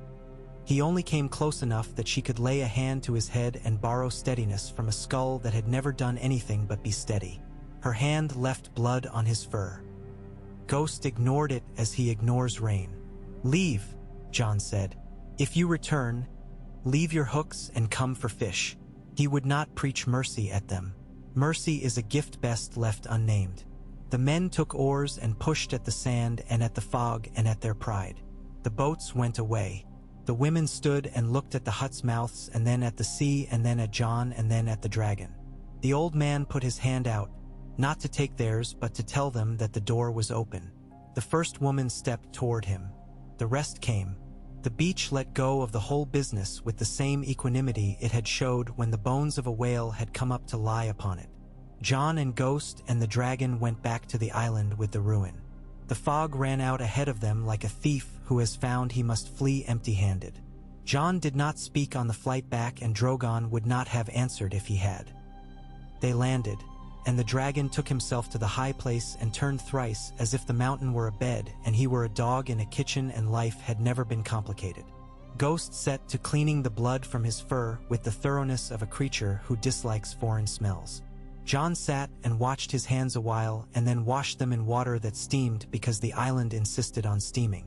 That evening he took from the strand the long curve of a jawbone he had found the week before and from it cut a length the size of his forearm. Dragon bone is like iron that has not learned to be heavy. It yields to a knife reluctantly and then helps the knife be sharper for having tried. He bored finger holes with a heated nail and smoothed them with a patient stone and made a flute of sorts. Crude, more a tube than an instrument, its loyalties not yet decided. He sat on the high place when the night lay heavy and the wind had gone to sleep and lifted the bone to his mouth and blew. The first sound was ugly. Most first sounds are. He corrected the breath, angle, and force. The second sound found a note accidentally and the third found it on purpose and leaned into it.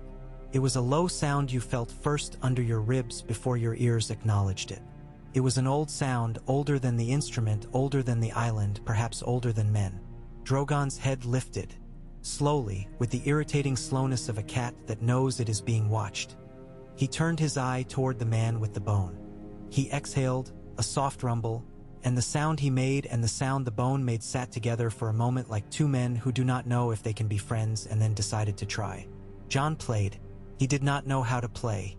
He learned by listening. He sent the note along the edge of quiet and brought it back and then sent it farther and brought it back. A second tone, high, wanted to be born and refused.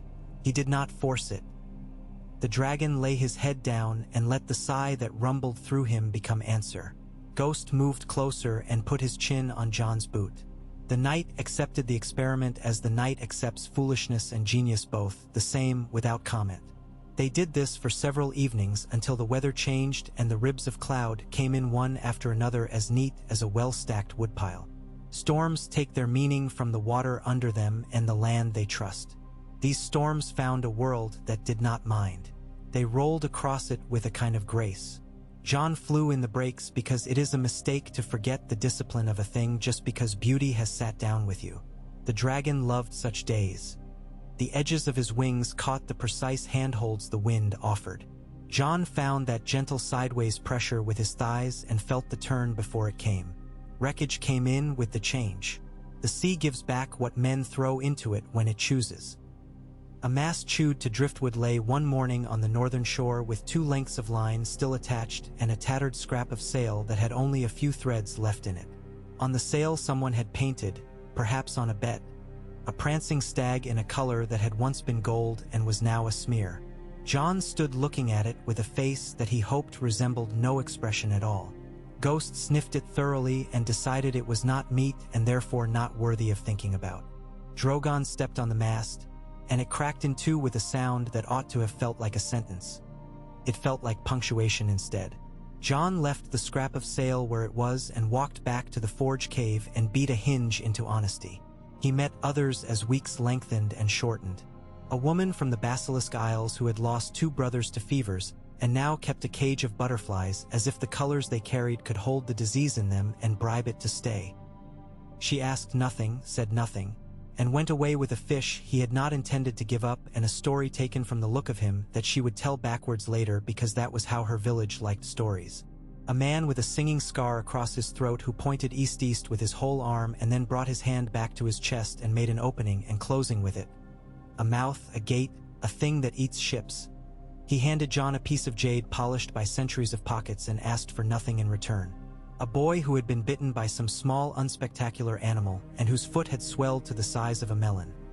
Jon had no medicine beyond clean and binding, and the cold of water poured in a thin stream over the angry part. He did those and asked Drogon for a little steady warming near the skin without scorching it.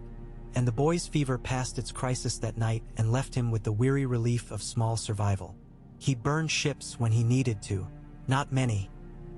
He had decided against being a judge and against being a god and against being a dog boy for any set of men. The sea made him prove such decisions anyway. When a black-sailed longship came in with hooks flying and men who shouted in a language that had no room for consonants in the places Jon thought consonants belonged, he rolled the heat in a way that freckled the deck with fire without at first taking the men. They stamped and shouted and discovered humility in circles. The fire went up toward their hair and down toward their toes and then sideways toward Ir pride. When they still came with hooks, he took the mast and let them learn how oars feel when the ship they power has lost its spine. They left. Later, in the cove that hides boats, he found one of their hooks with a fragment of line and a small charm tied cleverly into the splice. A death's head etched into bone, its teeth worn by worry. He kept it. You do not throw away your enemy's carefulness. When the Red Priests came again, they fielded a different apparatus. The ship was bulkier, a floating altar that had acquired the suspicion of a warship the way a hedge acquires birds. Along her centerline ran ballistae with screw handles polished by hopeful hands. A shield of brass plates along the bow showed a chessboard's face to the world. It looked heavy. Jon imagined how she handled in a stiff swell. He felt compassion for the men at her oars. She came with a little fleet of witnesses. Witnesses are as important to priests as wine. Jon did not wish a congregation to gather. He met them short of the island, not in the air but on water. He came down on a slick of sea that looked like iron and sent the wave from that arrival ahead of him in a bow. The altar ship rose to it and fell and rose again with the dignity of a fat man climbing stairs. Drogon exhaled, not fire, not yet. It was enough. The men on the shields sweated under their hats. The priests at the rail clung to their rail and to their faces both. The man with the bell was not among them.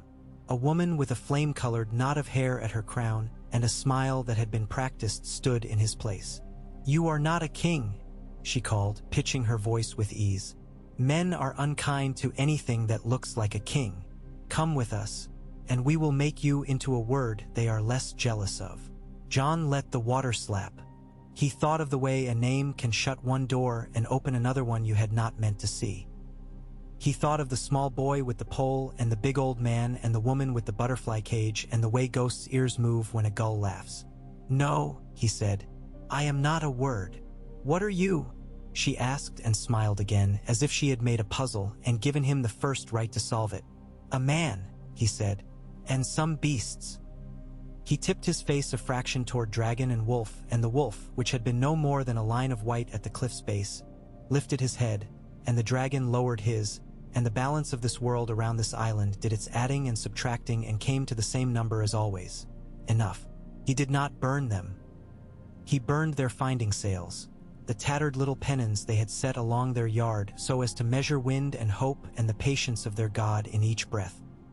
He sent a line of heat along the yards just close enough that the pennons crisped and vanished with sharp dismays. He turned the air around their altar into something that asked each man if he had the constitution to be reborn today. Some discovered they did not. They took their oars and went in long, slow pulls. The witnesses bobbed in their light craft and kept a steady distance and learned what a shadow looks like when it respects the thing that makes it. In sleep, when sleep came clean, he dreamed of steps that led down and down into water that shone green as new leaves while the roof above was black as pitch and full of bats. He dreamed of halls where the air had been held to one temperature for centuries, as if a jar had been set over it and never lifted. He dreamed of women who wore their hair not like flags but like practical rope you can hold onto, and of men whose arms were tattooed with geometric truths about the way sails catch wind. He dreamed a map that had no words on it, only lines that felt warm under the finger and others that felt cold. He woke once with the sense of a city to the east so wide it would tire a man to walk across it, and so old it would make a dragon quiet. He did not go there yet. He would met it when it stepped out of the horizon of its own will. Rain came and made the stones forgiving and the leather reluctant. He and Drogon learned to wait. Waiting is a craft. You do it with your hands and your back and your jaw. You learn exactly how to set your shoulder against a wall so that the long hour rests on bones and not on muscle. You make a habit of scraping the worst off your boots each sundown and of checking the knots you know are sound anyway. You let Ghost sleep with his head on one boot so he will know if your foot leaves it. You tune the bone flute and find that on wet nights it will only speak at one pitch and on dry nights at another, and by that cunning you judge the night's use. Once, at the very edge of his range, he saw creatures in the water that were not sharks and were not whales, thin and long as spears, moving in formation 24 at a time, their bodies rolling half out of the sea as if they could not bear to be without air and would not endure breathing it fully either. The dragon watched them and did not give chase. Some part of him knew that there are things you gain nothing by trying to teach fear to. They turned and vanished like the thought in a waking man's head when a door opens and someone speaks his name. He tried words at Drogon the way you try straps at a horse. Some will always sit more kindly, and the horse will not argue without necessity. He kept to the few he had heard in a time that was another life. Fly, calm, flame. He added his own. Stay, which Drogon ignored unless he intended to stay already. Go, which Drogon obeyed if going pleased him. And a phrase that meant not now, which had no word in any language he knew, and so he built it out of touch and wait and patience. He learned that the dragon sometimes grew angry in a way that had nothing to do with the place they were or the men that bothered them. An old anger, a longing that came on his big heart like a fever. In those hours Jon held the jaw and pressed and breathed and let that want run through him to ground. Not because he could carry it away, but because he could share the place it had to be. He did not count days. Counting days belongs to men who answer to bells. He counted weather and the fatness of fish and the slow closing of a wound and the way an old man's walk returned to regular when fear went from the hut door to the shore and stayed there. He counted the times Ghost went off and did not return by nightfall, and then lined up beside him in the morning smelling of some adventure Jon had not provided. He counted the ships that kept sensible distances, hats taken off in unison from decks, as if remembering that politeness holds men in fewer holes than fear does. He counted the boats that came foolishly near and the few who did not learn. He found himself smiling sometimes when nothing was about to spill or bite or sing. That surprised him more than any dragon ever had. In the far east one late afternoon there was a stain on the sky the color of undersea moss. It had not been there in the morning. Such things are notices, and you do not ignore notices. He flew to it with the long, even draw that ate many miles and left him with breath to think. The stain resolved into something too regular for cloud and too harsh for smoke. It sat where sea and sky shook hands and did not move with either. A day later he saw it again from another angle and understood that it was not one thing but many small things, kites perhaps or flags, hung with deliberation on mast and rope and tower and stretched in a great web from ship to ship to ship. Ships that had tied themselves together to become a floating place. People moved across that web as if it were earth and they were born there. Children ran along lines as if a fall were only another version of play. The whole assembly rode long swell and short chop with the obstinate poise of a thing that had decided to exist in defiance of good advice. At its center squat towers rose, built of timbers bunched together like reeds. Smoke went up from vents cut cleverly against the wind so it would leave without sulking. Drogon's head turned sideways, giving one eye to this marvel. He snorted once, a small, incredulous exhale. Jon could not blame him. He leaned, and the dragon obliged the lean and brought them lower. Men and women on the outer decks looked up. The way their faces changed was not all fear, not all joy, and not all calculation. It was the math people do when their number is about to be changed by a large number. They did not descend to touch rope. Jon kept them in the space where the dragon's wake moved flags and did not burn them. A woman near the edge lifted both hands high with the authority of a dancer and made slow turning motions with her wrists. A sign that meant welcome, or that meant we see you, or meant we will not pretend not to see you any longer. He felt the web tremble as men shifted on it to make their own forms of ready. A child ran for a horn and blew it 3 times in a pattern that must have meant something beloved here. Jon raised a hand in answer and then dropped it. He could come down and hear the name of this place and the names of the men who had made it and their wanting. He could be hospitality and a story for them and take their story in exchange. He could take salt and give salt. He did not. Drogon was already turning his head a hair toward open water, and Jon felt the small tug behind the wish to bank and go. "Not today," he said, "not to them." He lifted knee and leaned, and the dragon took the hint like a partner in a dance who knows when to change the tune. The web city fell behind them like a thrown net that misses the fish and comes up glittering anyway. When they landed that evening, Ghost was waiting with a thing in his mouth, a length of rope tied to a carved wood charm of a sort Jon had seen on the floating city's lines. It had come a long way on currents and teeth. Ghost set it at Jon's feet and sat back, pleased with a find he could not have explained. The charm was simple.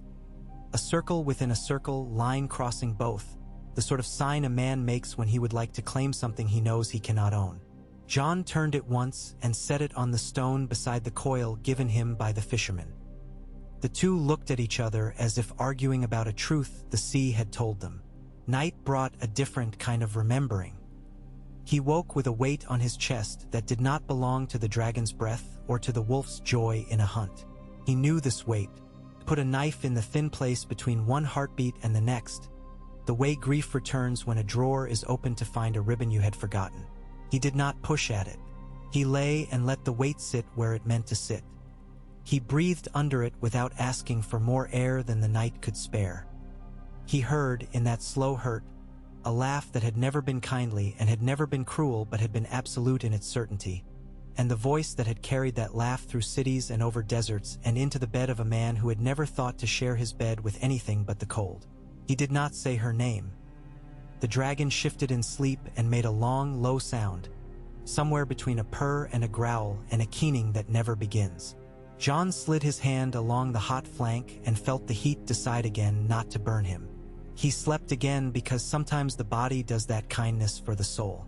At dawn he saddled and did not take the flute, and flew not east but south and not far but inland, over slow rivers that had braided themselves too many times and lost track of their own shore, over grass that had changed its mind twice and now grew salt-tolerant and sullen. He came upon a ruin that was not Valyrian and not recent, a pile of white stone half swallowed by vines, with columns that leaned on one another and shared weight like old brothers.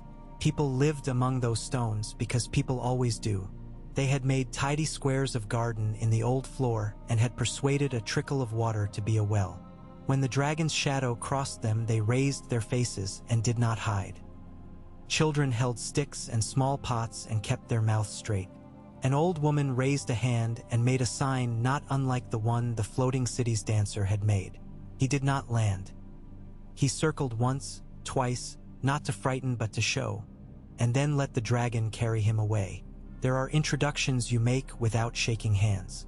Every place he drew near began to hold in itself a new word: afterward.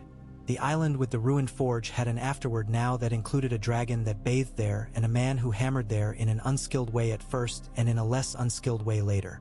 The beach had an afterward that included women who had been bound who were not now, and boys who would carry into their own old age the precise color of the shadow of a great wing on sand. The floating city would have an afterword in which men told of a day when the air weighed more and the flags leaned up the wind instead of down it. The priests would have an afterword with fewer pennons and more quiet. He had his own afterword, whether he had wanted it or not, and he was trying to live in it without spoiling it with words. The world took him east again. It does not ask permission to do that. The shades of blue under them changed in a cadence Jon could not name but knew he could learn. He began to count by them without counting. He kissed the air, sometimes, with the bone flute's low note and let the dragon answer or not. On certain days Drogon turned his head and made a sound that was almost the same, and on others he ignored the experiment as if to teach Jon humility. They came to a line where warm water ended as if an invisible blade had drawn a border, and beyond it the sea smelled clean and empty and sharp. Drogon loved that edge. He would ride it for an hour, head turned slightly toward the colder side, as if watching a rival who had learned different lessons than he had. A rorqual threw itself wholly out of that cold water once, hung a heartbeat, and fell back with a sound like a door a god would slam. Jon felt the splashes slap and laughed because laughter came sometimes without being called. When land returned after a long emptiness, it did so with confidence. A continent's corner, the shoulder of a black coast that leaned out into the sea like a man who knows the barge he is waiting for is late and does not care. The air carried something in it that was neither spice nor rot nor smoke. It was the absence of all those, a neutral, a white cloth. The light off that coast had a flatness that made things honest. Jon tilted their path to follow it for a time and felt the dragon's dislike sheath and unsheath like a claw. This was not a place for either of them, not yet. They turned away. He began, without deciding to leave in places small things that would say to a man who could read them that someone had stood here and wished well and gone. A coil hung just so under a rocky overhang, wrapped in a manner a certain old man would recognize. A ring hammered into a shape that would accept rope without fraying it, set in a notch above a tidal inlet that would shelter a skiff in an hour of squall. A bit of dragon bone, polished and drilled, left on a lintel. He wanted no worship. He wanted no holy days. He wanted nothing of altars. He wanted the after of him to be a little hardware that made hard lives less foolish. There were nights when the wind went away entirely and left the world a bowl of stillness. On such nights the stars came down nearer and the black between them grew plush. Drogon breathing filled the bowl. Ghost would wake and pace and lie and wake and pace again, uneasy with such abundance of quiet. Jon lay with his hands under his head and tried to understand what it means to have been dead and returned and to now be living in a place where death is the constant and life the surprise. He considered the scales he had touched and the fur he had held and the flesh he had cut and the flesh he had kissed and the way all of those things live in the same man without asking one another for permission. He slept when sleep came. He rose when the light reached him. He flew. He did not know when he would at last find the end of east. He suspected there was none. The world circles itself and turns and makes fools of men who think a direction is a destination. He would keep to the air until the air refused him, and then he would find a stone and sit upon it and make a fire and boil a broth and teach his hands to remember what they already knew. And if in the morning there were smoke from a south point to say that men had once again decided to behave as men do when hooks and hunger and pride drive them, then he would go and speak in the language this new life had given him, a language of shadow and heat and showing up where a shadow is needed, and put himself in the space between harm and those who had already been burned enough. On a day when the sea's skin looked like hammered blue steel from horizon to horizon and a wind from the nothing land blew sharp enough to make a man's teeth ache, he felt Drogon tense under him in a way that did not say storm or hunt or anger. It said recognition. The dragon's head tipped, the nostrils flared. He made a little sound that had never belonged to fire and always to memory. Jon lifted himself a fraction and looked where the dragon looked. Far off, scrawled along the rim of the world like ink left by a careless brush, a line of mountains showed blue within blue. Above them, drawn less than the thinnest hair might draw it, a darker line. Smoke from a place so far that the smoke had forgotten what it had been born for. The air that came off that line had a taste Jon could not pin down. Not sulfur, not sweet, something like the note the bone flute tried to hold on cold nights. Drogon's great body eased a hair toward that line without any help from knees or hands. The beast would go there, whether now or later. Jon felt the future like a hand on his back, not pushing, just resting there and reminding him of its weight. "Not today," he said again. The repetition did not cheapen the phrase. It made it truer. He leaned not toward the line but along the coast they had come upon and let the dragon settle into a course that would show him coves and cliffs and the places boats might hide and might be welcomed. He would go to the line. He would go as a man goes into a house where he hears voices and knows some of them will be kind and some of them will belong to ghosts he has already laid to rest. He would go when his hands had finished enough small work to warrant a long journey. They flew until evening and came down on a spit where black rock had been melted and then cracked and now grew the same stubborn grass that had found its way onto all the other rocks in this life. He built a fire that did not compete with the large breathing heat near it. He ate fish and a piece of a fruit that had bruised itself against a boat's rail and drifted ashore. He drank water that had learned to taste of iron from the rocks it passed through. He placed his back against warm scale and looked at the stars and put out his hand into the night air, and Ghost pushed his head under it and held it there with the weight of a skull that took comfort from that pressure and gave it back. In the middle of the night, something woke him, not sound, not light, a sense that the small agreements of the world had changed by the width of a hair. He opened his eyes and saw that he and the dragon and the direwolf were not alone. A man stood half within the light of the banked fire, half out of it. He had no weapon in his hands and a fatigue that had nothing to do with walking in his shoulders. He wore no red, no black, no colors that would make him part of any. Cities thought of itself. He smelled of salt and tar and long news. "I have been looking for you," the man said, as if the sentence were a rope he had been holding for weeks and now uncoiled at last. His voice was quiet enough not to startle the great head whose eye, Jon knew without looking, had opened fully at the first exhale. "Then you have found me," Jon said. "I did not know if the finding would be good for me," the man said, with that odd frankness some sailors develop when they have made an agreement with chance. He stepped into the light one pace. "She told me to try." Jon's hands went still. He did not ask who. Men always mean someone when they say she in that tone. It is never the sea. "She told me," the man said, understanding that he would not be interrupted, "that if I had the courage for it, I should come east when the season turned and bring a message that was not words. She said I would know when I had arrived because a wolf would look at me as if it had remembered me from a place where I was something better than I am." He laughed once. "Your wolf did not do that. He looked at me like he looks at the tide." "That is how he looks at most of us," Jon said. His voice did not change. His hand had gone to Ghost's head without his knowing it. The man nodded, pleased with the honesty. "She gave me something and said that if I did my job and did not die stupidly along the way, I should put it into the hands of the man who took it and know that even if he did not look at me the way heroes do in stories, he would have the decency to take it kindly." He took from inside his rough shirt a small bundle wrapped in cloth that had been a shirt once for someone smaller. He handed it to Jon with both hands, almost solemn. "I have not opened it," he said, not in protest of innocence, but with pride. Jon took it and sat and unwrapped it because some commands do not need a voice or a bell. Inside the shirt's soft ruin lay 3 small bones a man might mistake for a bird's at first, curved delicately, with faint tracery like handwriting along them, and an iron ring too smooth to have been made by a bad smith. He lifted the ring. It was light, thin, not worn as the brooch had been but polished by fingers regardless. Along the inner curve were marks, shallow and plain, as if laid by a child careful with a sharp nail. Not letters. Counting, perhaps. 1, 2, 3, 4, 5, and then a space, and then 1, 2. He turned it and heard the dragon breathe. The bones were the surprise. He had seen dragonbone large as mast and jaw before. He had not held it this small. He had not smelled that faint sweetness it carried, like old resin and light. He looked at the man. "I do not know their names," the man said.